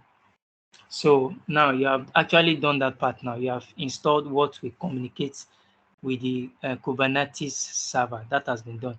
Now, the next thing that you have to do is you have to configure your kubectl with EKS API server credential. Now, the first one was to what? Kubernetes API server. That was the first one. Now, the next one has to do with connecting that your kubectl, that command with your EKS API server credential. So that's just what that one is. And it's almost similar, it's similar to the first one, what we actually did now. You are still going to run the same command. Still saying that AWS, let me take away my mouse, EKS, what is the region?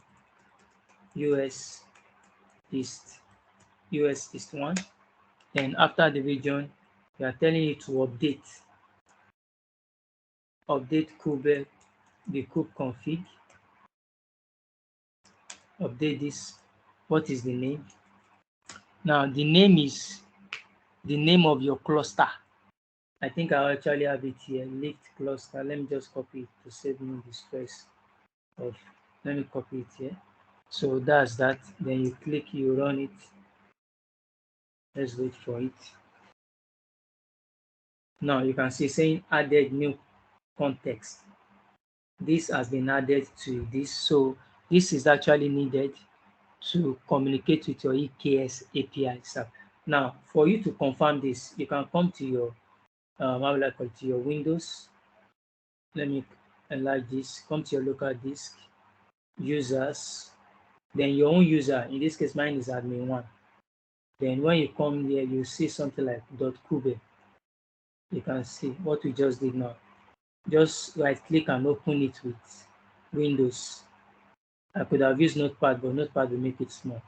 So let's use Windows so that it can be very large and so that you can see it very well. Now you can see here API version 1. It's talking about cluster. This is the cluster data here. And then this is the server. This is what it created. You can see here lift EKS cluster name. You can see the cluster name we created, what we just did now.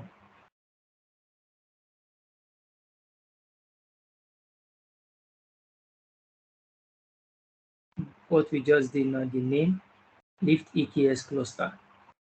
So let's close this. This is not needed. Just trying to explain the configuration file. Now, after you have done that, the next thing is to validate your Kube configuration to the master node. So to do that, you type your Kube get SVC. It's just to get the details of your master node. And this is needed to know whether it helps us to know whether you can connect to the master node. Now, if you look at this now, that means your Kubernetes can connect to the master node. That is what this actually means. Name Kubernetes, type cluster IP, and this is the cluster IP address that we have here. So that means we can connect to our Kubernetes. That means this is already sorted out and we have done this. Now, all this that we did is the master work node.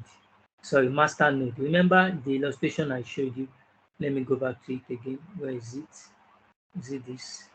Okay, this is it. Remember this is the master node where my mouse is hovering, and you have this as your worker node. Now, this one that we did, that we just finished now, is the master node. That is what we did just now.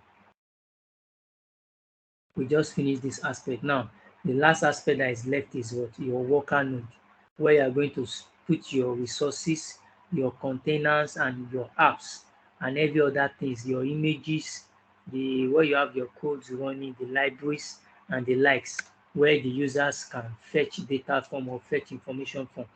This master node is often referred to as control plane. So this is like your control tower. Why this is like your data plane, where you have your data.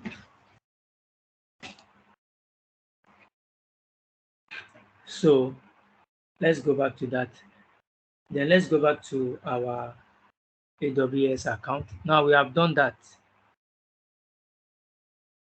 We go back to EKS. Let's go back to EKS. I'm not adding any cluster because I've actually added. Where is this cluster? Where are you? Where are you? Sorry. Where are you? Oh, okay. Where are you? My eyes seems that. I thought I actually did that one. Okay. Okay, sorry, I meant to click clusters. So you click on this guy here. Now, your worker node will be under your master. It's just like a, how will I call it, desktop. You know, in desktop during those days, we have what we call the master, and they call it slave. even though that's a wrong description. Now it is being called primary and secondary. So the primary is the control, while the secondary is your data, where you have your data. It's just as I said.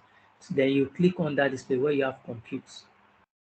Click on that this compute, which is very important. When you click on that, you scroll down, then you click on add node group. Please add node group. Your node group is a collection of nodes for your worker nodes. If you look at this image, you can see these are your nodes. Here we have 3 nodes. 1, 2, 3. You have 3 nodes here. So your node is a collection of nodes for your worker nodes. So when you come down here, you have to fill in details. Let me call it lift node group. Lift node group. Let me call it that. Now it's asking you to select role. Now in this case, I've actually created some roles, but I want to show you how to do that. Let me show you how that's done. You come to your IAM. Everything is done under your IAM. Very important. Just locate your IAM. Let me come here. Let me just open it so that locate your IAM. Very important. If you can recall how we create our users from our IAM, then you will be able to navigate to your IAM. But under this case, we are working with the roles. So when you get to IAM, locate your roles. You have to create a role. So now what's the essence of this role? Now, the worker node also requires IAM role, and the essence of it is to limit the access. In IT, there's something we call access by means of least privilege. Least privilege, that is, you don't allow an individual to have access to more than what he needs to have access to. If the only thing he needs to have access to is like Microsoft application, that is what you should have access to. So that's the essence of it. You also have to put the rules. You have to give it permission, and you must know this. Just as I said, the master node which we create is the one responsible for creating the load balancers, the network resource, the storage, and etc. That's what the master node. And I told you that it is managed by AWS. You just provision them. AWS will manage everything for you. You only need to work where you have to work on is your worker node. So AWS have helped you to limit your work. And the policies, you need to add policies to your worker node. The policies that your worker node needs is your networking policy. They must be able to have access to communicate with the master node. And their communication to the master node is only read-only communication. That is to enable them to fetch apps or your container apps where your containers are running. That's the essence of the policies that you are adding. They can be able to communicate to the master node, and the essence of communicating is to be able to fetch apps or containers to be able to communicate with your master node as in form of read only. Sorry, please. Can I ask you a question? Can I ask you a quick question? Okay. Olorunshola, I'm with you. Can I ask a question? Yes, I'm with you. Okay. I'm with you. I thought you created a role earlier on. Is that different? Is that different from what you're doing? Yes, that's actually for the master node. That's for the master. Okay. Yeah, let me show you this image again if you can see. The first role is for this guy. This master node. Yes, that's the first one. So I also have to create for this worker node. It's just like, remember when we are creating policies, we have policies for admin. We have policies for the developers, permissions, something. That's how it works. So it's the same. It's the same approach also. So for this one, for Amazon EKS, we are creating for master node. We are creating and the worker node. The worker node. What about the Uban something? Sorry? The last one. Worker node. Worker node. No. Can you go back to the picture, please? Okay. Oh, sorry. Okay, this is it here. What about for the Kubernetes structure? Are we doing I'm just saying the reason why I put them side by side, they are different. This EKS actually modeled the Kubernetes structure. This one here, if you look at it, also has master and worker. So that's the same concept that Amazon also used to model after this, because this is Kubernetes structure itself. This is how it works. And so Amazon also did it in that same way, because Kubernetes is like open source. So it can, how will I call it, can work with other cloud platforms. So that's what Amazon did. They just modeled. The only difference is just that under Kubernetes, you are the one responsible for managing both the master and the worker. But for under Amazon EKS, they help you to manage the master. You just do your provision. So the only place where you manage is your worker node. That's where you are responsible for. You understand? Do you get that?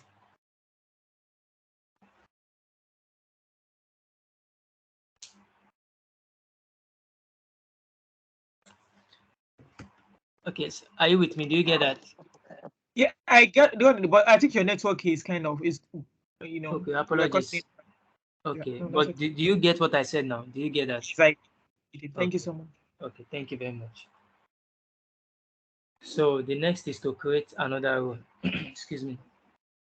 So when we create a role, we are creating this. Now, this is AWS service.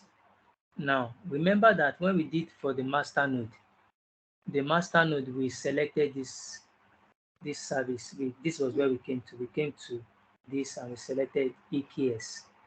That was what we did for the master node. Let me show you, go back to the information again. You see, you have this EKS, but for the worker node, you don't need EKS. Your worker node only needs to have access to the EC2, your Elastic Compute Cloud. That's what your worker needs to have access to, so that it can run the applications and any other things that it needs to run. It doesn't need to have access to all those things. So instead of clicking here, what you click on is your EC2. You check in your EC2, then you scroll down, then you click on next. Now, the next thing now is to do is where you put your policies. You need to add a policy because you don't want this guy to have the same access or permission as the master node. So you can just type here Amazon EKS, just type it and click enter. Now, what are the policies? You want it to, you can see it here, worker node policy. You can see it there, worker node policy. I wish I can scroll. Let me see if I can stretch this. Oh, I can't. I wanted to see. So you check this one. Then the next thing you have to check is this guy, CNI policy. That's the next thing you have to check. So this CNI is what grants it access to be able to communicate with the master node. That is what grants it access to communicate with the master node. Then there's still another one you have to use. So let's clear the filters. Don't worry, this has already been selected. So you have to look for the Amazon EC2, EC2C, that is Amazon EC2 container. Now, don't forget I told you that the access that you want to grant it is what? Read only. So you click on this guy, EC2 container registry, read only, to only read. You should not modify, you should not be able to edit, you should not be able to just look at it, do what you want to use to do with it. You must not be able to edit. Then let's click next. So you can name it as EKS node policy for lift LYFT. Yeah, I'm not sure if it's just me, but I think your screen is just stationed on one place. Still the policy, permission on policies. Oh, so okay, it hasn't gone to this next page. It's not gone to any. It's just been there since. I don't know if it's just me. Wow. Since you've been talking, it's just been there where you have the EKS cluster policy. Wow. What's happening? I think that's network. Okay, let me just go back. Let me go to the previous. Wow, why is it doing like this? Why? I think someone has a question. Please tell me. You can ask your question, please. While I resolve this, you can ask your question.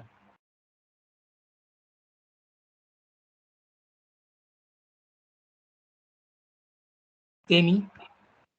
Can you ask your question? Okay, good evening. I said I'm good now. Okay. Wow, I don't know why this isn't going. I'm surprised. Let me see whether we are still here. Oh, wow.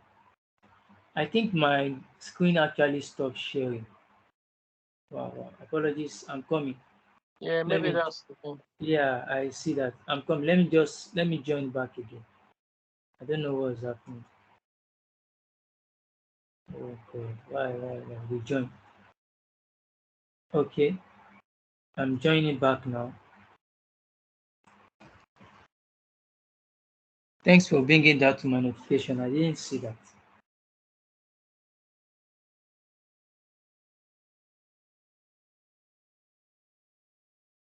What's wrong with my network this evening? It's not fair.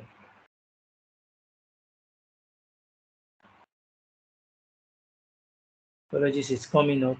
It's coming up. It's coming up.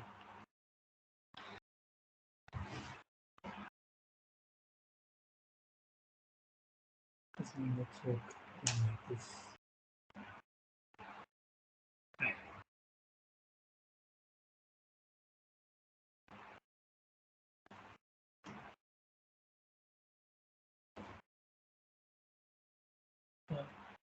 What's wrong? Please connect.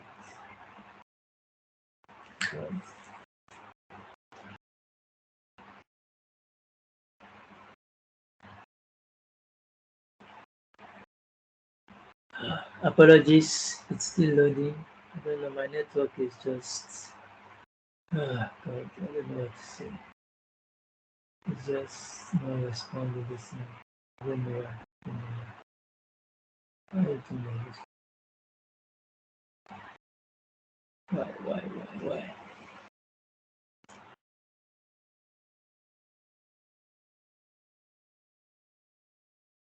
What?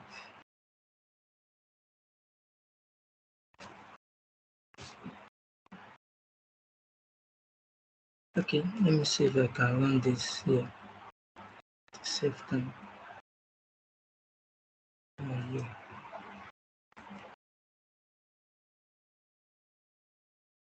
So you want to initiate it on this other PC I'm using, so that I won't delay us. Why would Sorry. I'm talking about who's continue. If the video can be paused, then continue Okay. when you come back to the Yes. screen. Is it possible? Pause the video, then continue back. If Yes. I post it, it's going to be in pieces. Okay, Oh. okay, I see. Way I see. and Teams work. Okay. It's not I'm like really sorry. I don't know what's happening to my network. No worries, brother. No worries. Right. Kai. It's just stopping, not even. It's not. What can I do? Let me find alternative.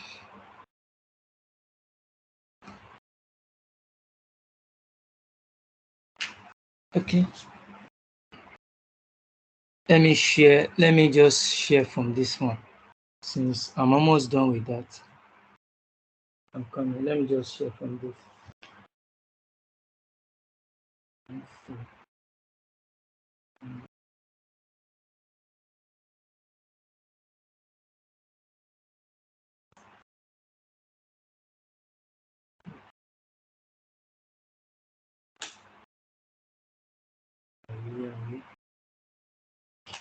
Okay, let me just share this. Let me share from my screen here.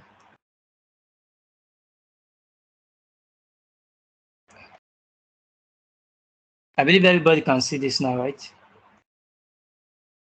Everybody can see this. Yes. Okay, sorry. I apologize about that. I don't know what's wrong. Let me just, I'm trying to use another. Let me open my, let me see, sign in.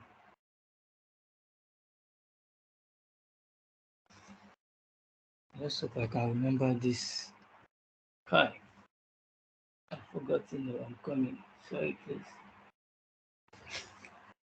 419606903011. Okay.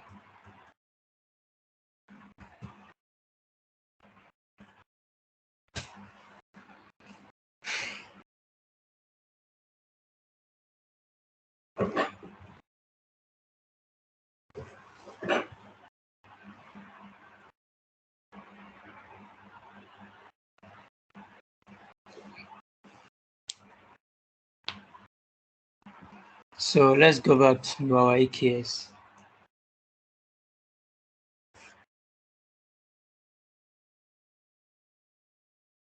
Oh, rather, I think I was creating the role, right? Is that the last thing I was doing? Can't seem to recall. Yeah, I think that should be it. Okay, so the role and create role. Okay, so this is where we were before. EC2. Next. So Amazon EKS. So we are giving it worker node policy. Let me see whether, okay, yes, you can see what it was there. This policy allows Amazon EKS worker nodes to collect to Amazon EKS clusters. Then this also, we granted permission to this also. Then let's clear the filters. Then that's Amazon EC2 as container. Oh, I think I made a mistake. Amazon EC2C. So you want to grant it only read-only policy. Let me expand this so that you can see this. You can see read-only, and the explanation is this. Let me shrink this a bit. Is to provide read-only access to Amazon EC2 container registry repositories. So you click this, then let's scroll down. You next it. So I think, what name did I call it? Okay, let me call it lift EKS cluster policy. And then let's scroll down. Ensure that these three permissions are added. So these guys are important. You can leave this tag. Just create the role. So this is just for review. So it's been created already. So we can view it. So the worker node is cool, ready and ready to go.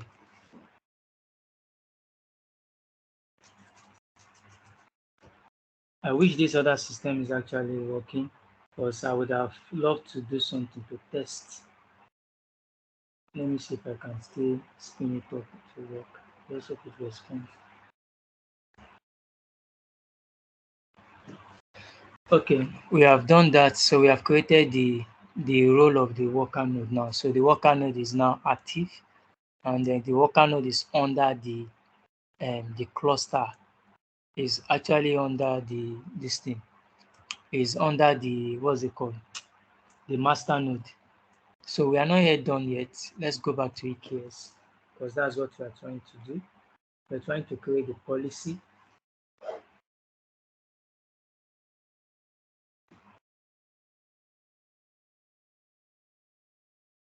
So you click on this, just as we were doing before, compute. You add node group.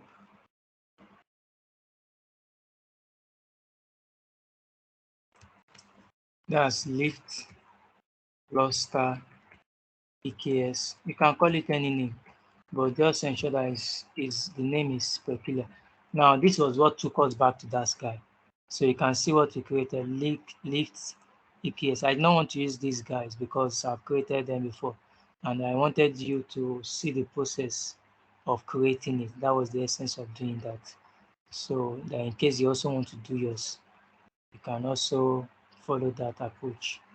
So just next it. And now this is your AMI, and this is where you're going to choose the capacity of your your compute power. You have to choose the type of AMI that you want it to be. You can leave it to this, since we are still going to, we are going to tear it down. I mean, we are going to disable it when we are done. You can see the capacity. Can you see this? It's asking you on demand or spot. So you can see both of them are available, on demand or spot. So we are using the on demand because the spot will be charged. And importantly, please, this, you have to change this guy. Don't use this T3 because it's not free. It's T2 and T1 that is free. Just type T2 but micro. Remember, this is a free tire account.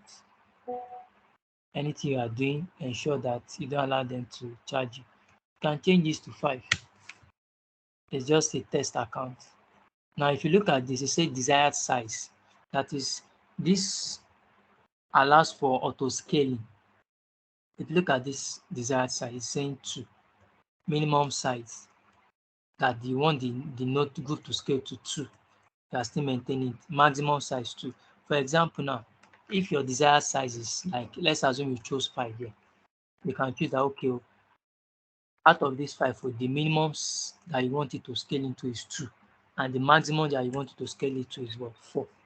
So it's your choice. Whatever you want it to scale in or scale out to. So in this case, we are maintaining 2, 2, and 2. So it is a test environment. So you can leave this alone. Click on next. So you can see you have your subnet. These are, how will I call it? This is a default subnet. So you can leave it. But I believe wherever you work, they will have their own subnet, which will be given if you have to work in that particular place. So you stick to their own subnet. So, and very importantly also, if you want to SSH into this node group, you can do that. You can click this. You see that? So let me just select this keep here because I actually have some of them created, and select anyone that you want. Then click all, that is anybody can have access to. In the production setting, it is not wise to do this. This one I'm doing is not wise. But you must have created a particular security group, a particular IP that can SSH into your node. That is the best standard for security purpose. But since this is a test environment, we can leave this here. You can click on next. And yes, everything is okay. So you can click on create. Where is this kind of position? So you can see it's telling us that it might take several minutes to do this. It will actually take a while for this to be provisioned. It will actually take a while. So let's scroll down. Everything is ready. Let's keep rolling it. And then for it to respond. There's still one more thing I'm meant to do. And what that is actually to verify the status of the worker node from the Kube COTS, the Kube CTL. Is for us to verify the status, to check whether, to know the number of nodes that we have created, and also to check the status to know whether it is active. Like now, since maybe you don't want to be refreshing, over and over and over again. On your command prompt, you can actually do that. You can type the command. I don't know why this particular one is not responding, and I would have actually shown you how that is. I don't know what's wrong with my network. I really don't know. I just wish I can do something about that. So let's go back to the case study, the case 5 study. So I'm kind of rounding up gradually. Just as I've said, let's look at the progression. Let's go to this first time when they started in 2012. They were using Jenkins to orchestrate their pipelines, that is to manage their pipelines, to organize their pipelines. They were using it. That's what they were using from the onset. And I told you from the onset that this organization they have many codes, many applications, because what they are doing is more or less, it's autonomous vehicle. And I want to believe that it's making use of AI, artificial intelligence, in a way. I might be wrong though, but I want to believe it is making use of it for it to be making smart decisions and for it to be able to know, okay, this is where I'm going to go to, this is how I'm going to navigate.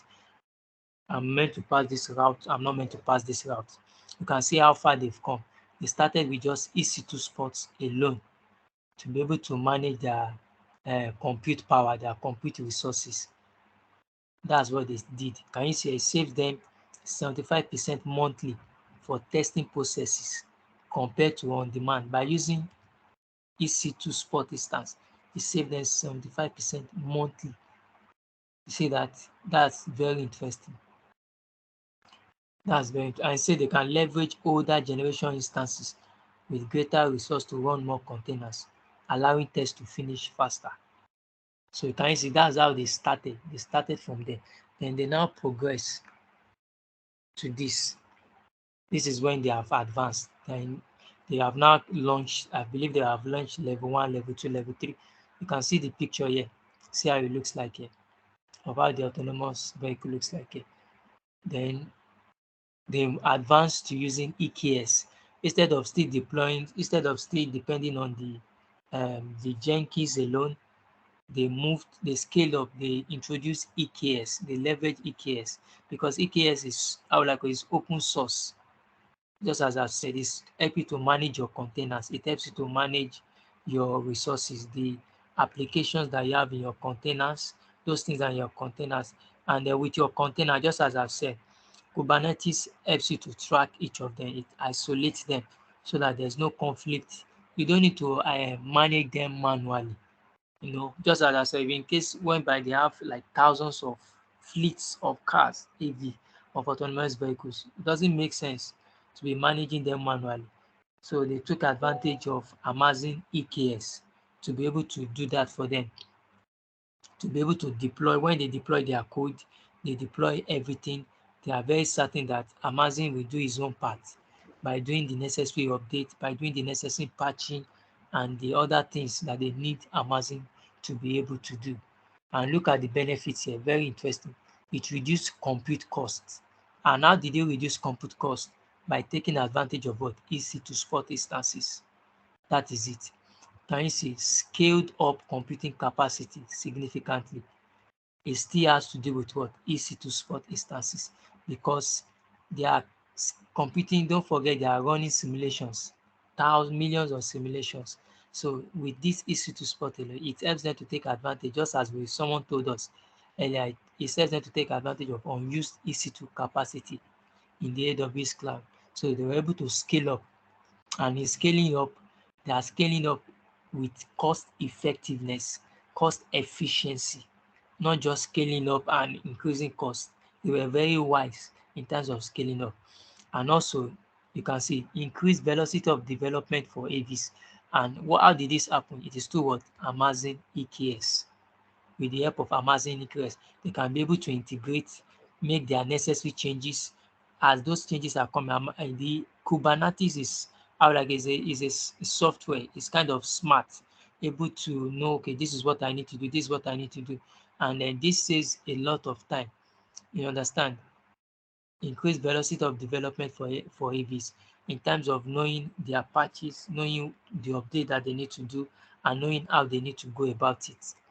So I would have shown you the last process, but I'm going to document it. So in case you guys are meant to implement that, and if you are to do that by yourself. And very importantly, I would say, before you go, before you finish, please terminate your instances. Terminate them, or else you are going to incur cost. Terminate your instances. Very, very important. After you have run the code and everything, I'm going to document it and send it. The process of terminating the instances, I will also send it also. Terminate your instances. Okay, let me show you how that is done. Let's assume you are done with everything. Now, having done this, the next thing normally is to upload your applications and then your images and the libraries and every other thing into this work canvas that I have created. That's what you are actually meant to do. But in this case, as I said, I'm not a developer, so I don't know how that goes. I believe they know how that will be done. So I don't have any app that I can upload or run. So this is just to explain how the EKS works, how to provision the EKS if there's any form of intention of uploading any form of resource on it, maybe later in the future. So do you have any question before I terminate this? Okay, wow, good. Can you see this now? Look at the nodes that we implemented. 2 nodes, the 2 nodes. You know, we implemented 2 nodes. See it here. We have it here. These are the nodes that we have implemented. The first one is this, and the second one is this.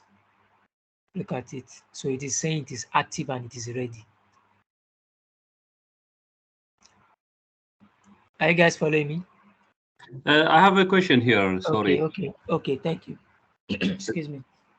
Sorry. So what is this node used for? No, thank you. The node is where you are going to put all your applications. Let me see if I can load up the diagram of what I'm coming. Oh God, where are you? Kubernetes. Okay, yeah, good. Okay, let me. Wow, can I increase this? Okay.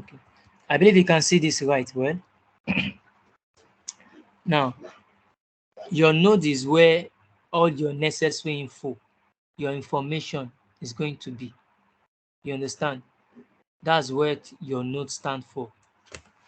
Your node houses everything, just like let me use the word. Which word can I use to describe a node?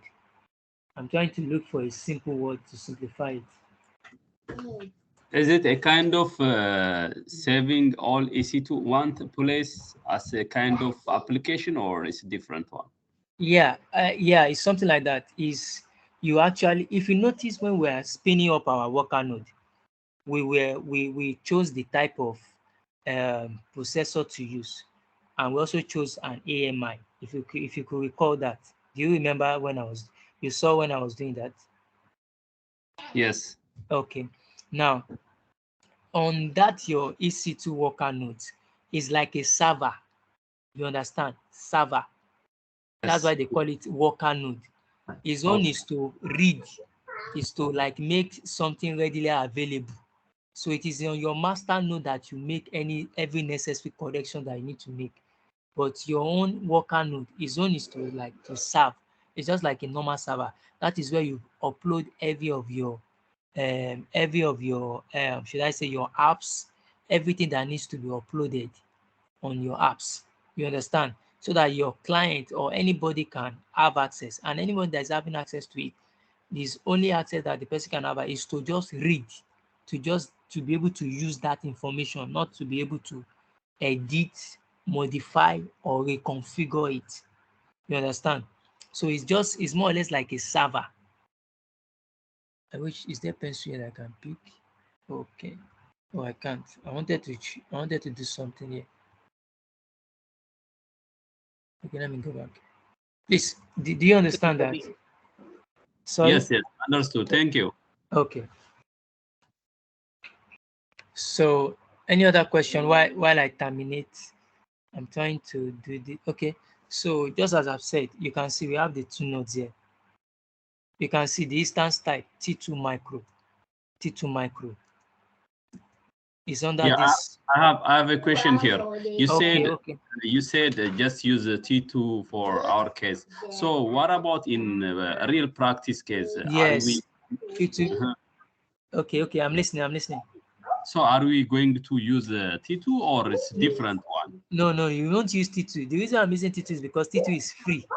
Because we are using a free tier account. You will use something much larger. You know that this organization, they will be running larger things. So you have to use something that can handle such compute power. But because T2 micro is free, that's why we are using it. To avoid them, to prevent them from charging us while we are using it. So that's just the reason. Okay. I have one more question. Sorry about No.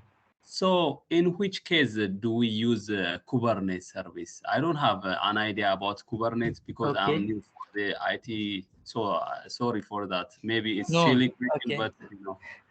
Okay, thank you.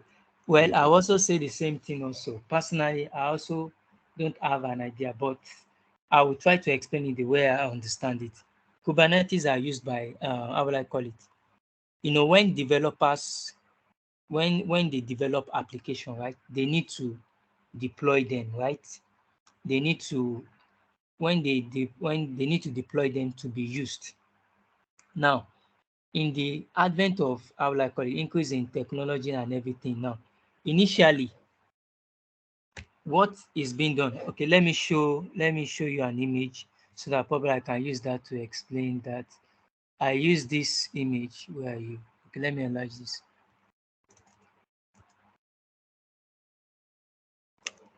Initially, this is how it works. Okay, when you have like a particular machine, and then that machine can be, you can have more than one or two, and each of them you have to put different things on them to be able to run, but they can be connected together so that people can have access to them. For example, let me just use an example, like your email server, your domain server, your, what other servers do we have? Network servers, and the other types of servers that we have. But there are times whereby you may not have the capacity of running them in different places. You want to run them on it, on, how will I call it, on one system. Now, you have, for example, you have email server, you have network, you have DNS server. Now, I explained that there are times whereby there can be peak periods whereby maybe a service alone will take more compute power, and it will deprive others of how will I call it, of having access. And in doing that, the system will lag. That particular server will lag. For example, if it's a network server now, maybe out of the 3 servers, you have network, domain, and email. Maybe email alone is taking taking more compute power than those two. Now, the network server will suffer, and the people that are making use of it, they will have issues. Now, VM came in. Okay, VM will solve that issue. Okay, with the help of hypervisor. With that, you can be able to isolate the OS from the hardware. So you can see what is here, and with that, you can run different apps and you can have a particular OS, like more than 2 or 3 OS on the original OS, which will run virtually, and you can have different apps. But the issue with VM is this: it consumes a lot of memory. It consumes its memory, how will I call it? Should I say it sucks memory? Let me use that word. It consumes a lot of memory. Now, container came in. I'm trying to reiterate how Kubernetes came into play. Container came in now. Now, what is the essence of container? Now, container is like another version. It's another version of what's it called? Container is another version of VM. But the difference between container and VM is that container is just light. Container doesn't consume more space. That is, how will I call it, a major key difference between the two. Now, imagine you are a developer. So I'm now going to Kubernetes now. Imagine you are a developer. You develop many applications. For example, now you now want to run them. It doesn't make sense that you split them in different places. Number one, you are wasting resources. That's one. Number two, the cost. Number three, the stress of working on those resources, on those particular applications, or those libraries, or those files separately. The stress is there. The cost, the cost of it, the stress in managing them, those things are very important. Now, the container came in. Now, with the advent of container is saying that, okay, I don't need to split this guy. I don't need to have them in different, on a different hardware, or I don't need to have them in different places. Why don't they have them in a particular place? But what I will do is I'm going to partition them, like isolate them. Let me give you an example. Remember those days you have coolers, those coolers of olden days. Inside a big cooler, you can have some small plates, like packed in. I don't know whether you remember those, whether you use that. I don't know. Do you use any of that?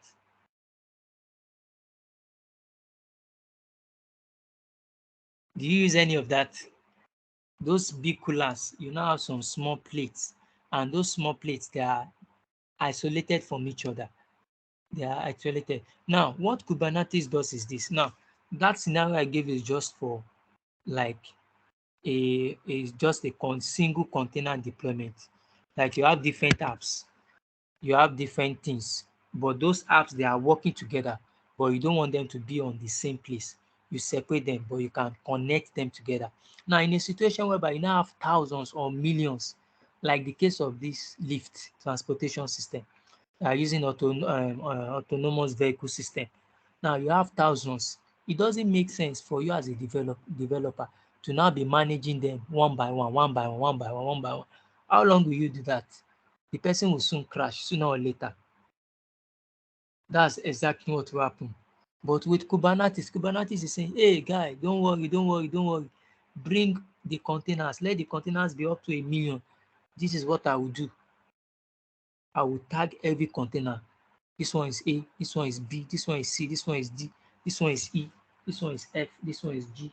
So Kubernetes helps the developer to simplify their work. It eases the burden of configuring, deploying, managing, and monitoring containerized application. Now, just as I said, if what you are using is not much, like you are not using the service that you are running is not a large service, I wouldn't advise you go for Kubernetes.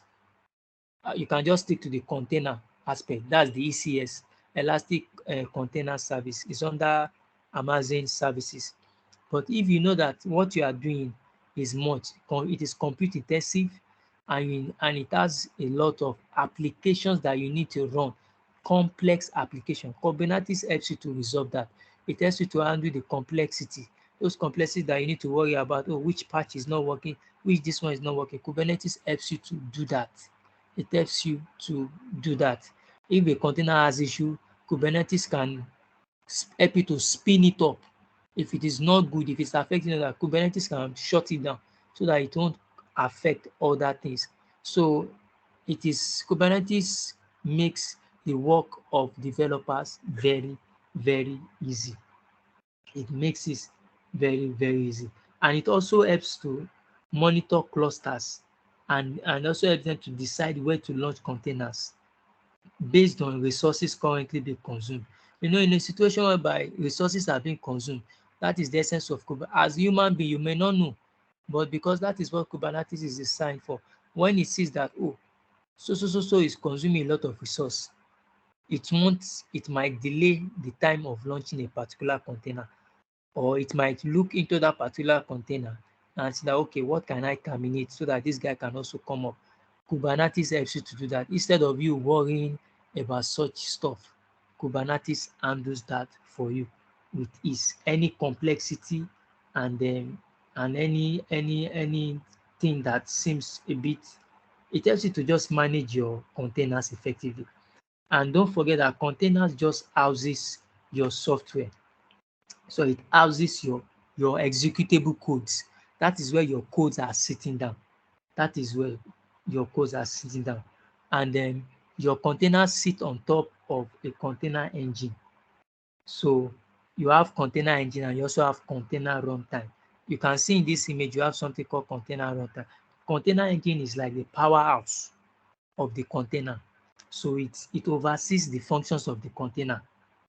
So for example, now let's assume you are a user, you want to fetch something, you are using the app, you don't know what is happening because all these things are just behind the scene. You want to fetch the app. Now, the container engine is the one that will respond based on the user prompting. That, okay, this is what I want to. Then it will now look at it that based on the label, based on the isolation that it has done, it will look at it that, okay, this is what this person wants. Then it will return the correct file, it will load the correct file from the container to the user. So that's just what container, and that's how container relates to Kubernetes. That's why if you see, I started explaining some of those things from the onset. I started with I had to explain the container before moving to Kubernetes so that we can be able to understand the flow so that it won't be too complicated. I hope I have answered your question. Hello? Yes. Thank you very much. Okay, I hope I was able to simplify it. I'm just trying to simplify it in that little way. Because I wish there's another little way I can simplify it. I know we have developers among us there, and they can definitely do justice to that. Any other question, please?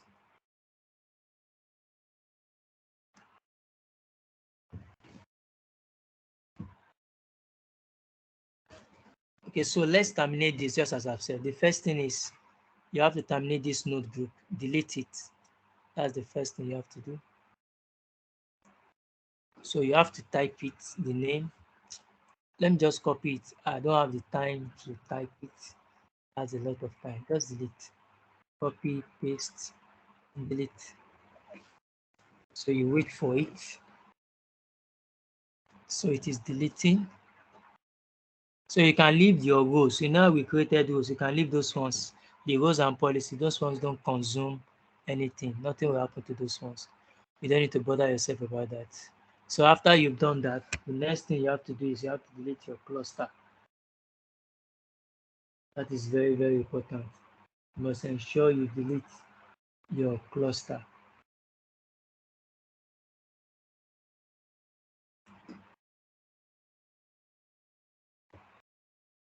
So let me delete the cluster, delete cluster.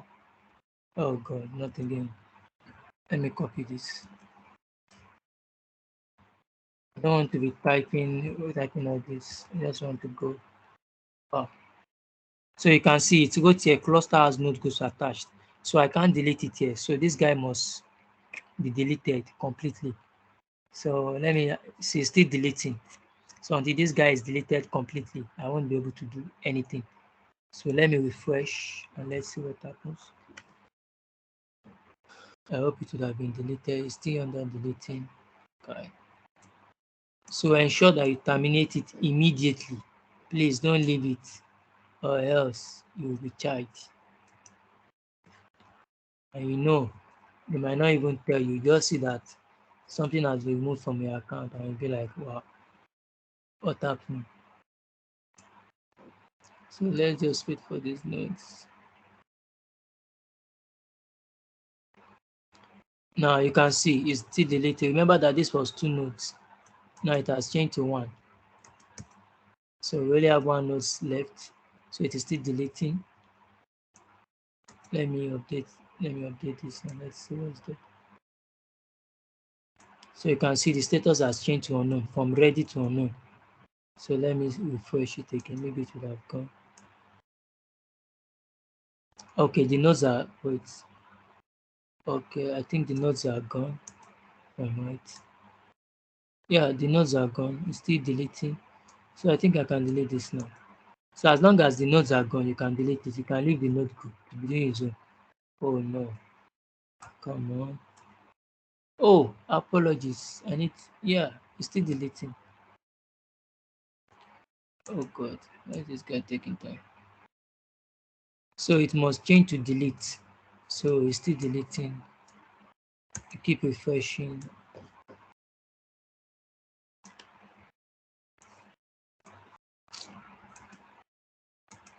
Why is this taking time? Wait.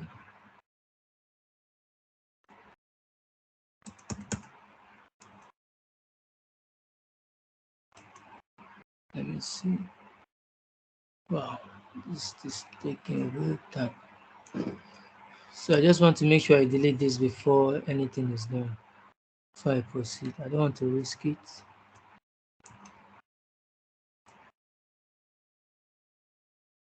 Okay, let me see. If oh God, not groups. These not groups don't want to go. I don't know why. The note, okay, the note group is still there. Yeah. Okay, just go. So let's just be patient. I think I'm a bit impatient. I don't know why it's taking this time to go.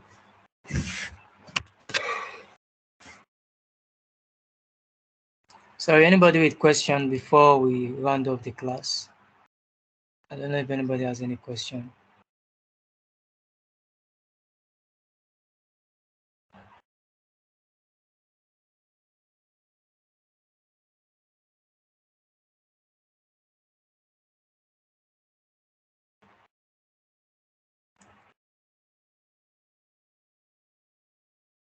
Let's work.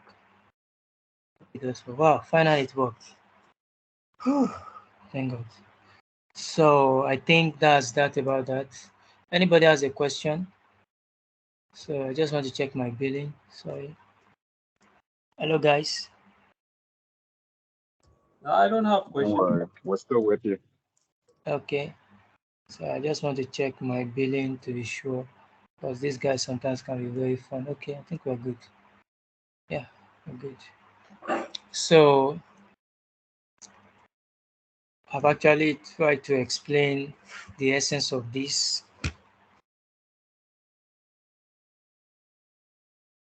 So you can see the results. About 77% of our computing fleet is now on Amazon EC2 Spot instances. We're able to scale up our computing capacity significantly while reducing the overall cost of operation. Everything is cost centered. Everything is cost centered because you must be able to reduce costs while giving quality service. That is very, very important.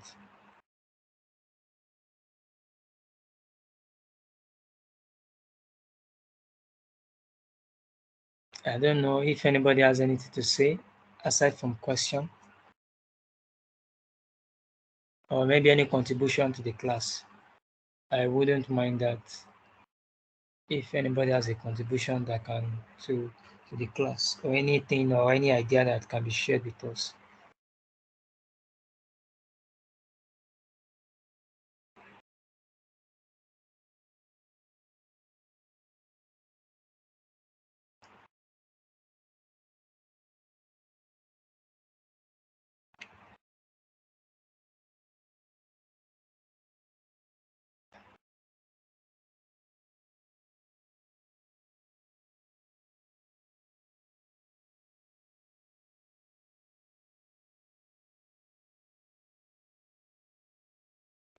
Anybody wants to say something?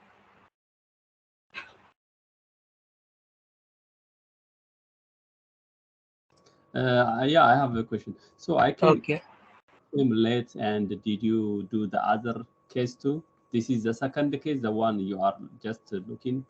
Yeah, I did it. I did it too. The first one is just, let me show you. Is it recorded? Yes, I've covered it too. Okay. Let me show you. This first one here, if you see, it's just only a service. And this service is also found in this other one here. You see that? Oh, it's the same company. So yes. This first one that you're seeing, it was when they just started. This was what they were using when they just started. Okay, so that one they use just one service only. Yes, they use just one service. So it's actually EC2, but a type of EC2, which is EC2 Spot instance. Yeah, that is EC2. EC2 Spot instance is under EC2. Is that correct? Yes. You have to request for it. It's under EC2, but you have to request, and in requesting for it, you have to pay for it. It's a paid service. Okay. So, sorry? Is that additional service? Yes, and it's like you are taking advantage of unused EC2 capacity. I gave an illustration. Okay, let me just explain the illustration. Like you want to rent a house. You will go and meet a landlord, for example, or the owner of the house. The owner of the house has like 10 rooms in a flat. You paid for your own room. For example, you are living there. Now, that's a type of EC2 instance. We call it on demand because you needed it. So you paid for it. Maybe you paid for a year or 2 years. And maybe all of a sudden you receive the call. Your family members are coming to come and visit you. And you are like, wow, this my space is not enough for me. You want to come and visit me. Then you go to your landlord or the owner of the house and you just liaise with the person, because you have to sign an agreement that, please, these other rooms, I know that, okay, people have paid for it.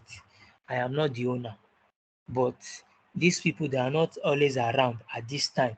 Maybe they are not around between the hours of 10 to 12. Maybe the person comes back in the evening. Why don't you allow my family members that come? Why don't you allow them to stay there till this evening, and I will pay you so amount. Is an agreement, but it's always at a discounted price. It won't be like the amount that you paid when you paid for a full year.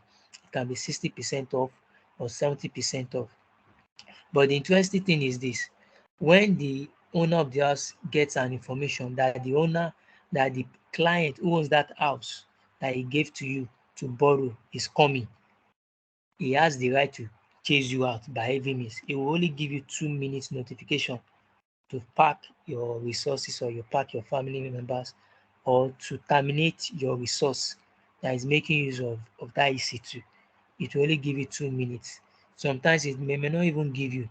It depends on how the client comes already. Sometimes they'll just terminate it. The landlord can come. So that was the illustration I used. So EC2 spot instance allows you to take advantage of unused EC2 capacity. It is not your own. Someone has paid for it, but the person is not using it. You're not saying that, okay, instead of me buying another room or renting another room and paying for another room, why don't I borrow this one that this person is not using, that has paid for? Then me, I can use it. Then I will pay for what I have used, and it will not be a full price. So that's how EC2 spot instance work. So the amount you pay for that period that you are there is what they call spot price. Do you get me? So that's the illustration I gave. Yes. Is that clear? Is that clear? Yes. Okay. Yes. Thank you. Okay.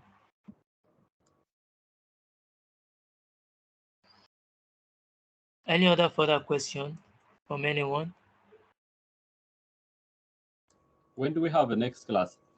I think it should be next week, Monday. So Monday. I think it will, yes, it will communicate the next case to us. Okay. So I think it will be communicated to us.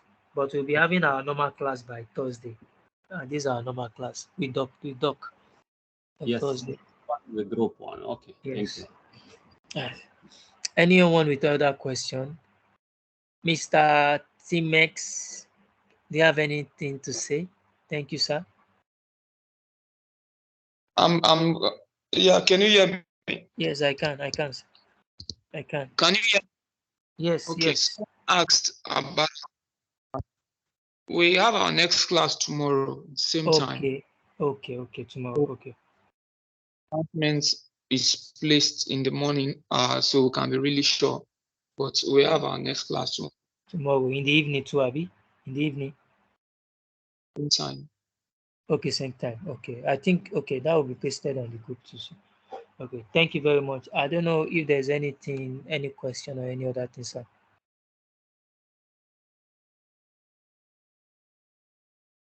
Okay, none from my end. Okay.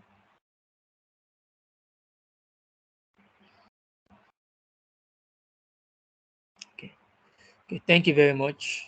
Please, I want to ask that will you give us the documentation of the step-by-step guidance? Yes, I will. I will put them down, and I will. Yes, I will.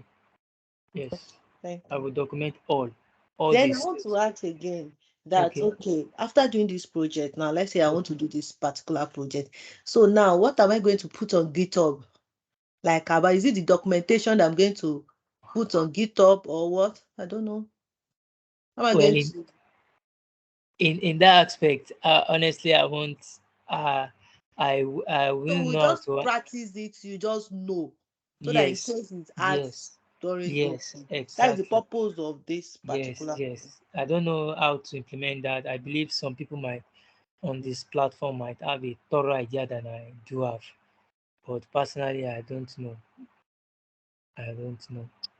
Yeah, like I think that when you think about you utilizing like GitHub repositories or any type of repositories, okay, typically that might just be due to you having some codes that you got or some things that you already have documented, right? Yes. So you're trying to grant access to that repository. Yes. You're gonna like all that configuration will come into your, let's say, into your node, your worker groups. Yes, right? Exactly. Doing the jobs that you wanted to do. That's what you want instances to do. So you're just granting access to those things. Exactly. Thank you very much. Yes, that's it. I really appreciate that contribution. Thank you, sir. Problem. Okay. Any other questions? Okay. Olorunshola, thank you very much. You know, you started off like as if you did not know what you were doing, but you ended up very, very well, like a professional. Thank you very much.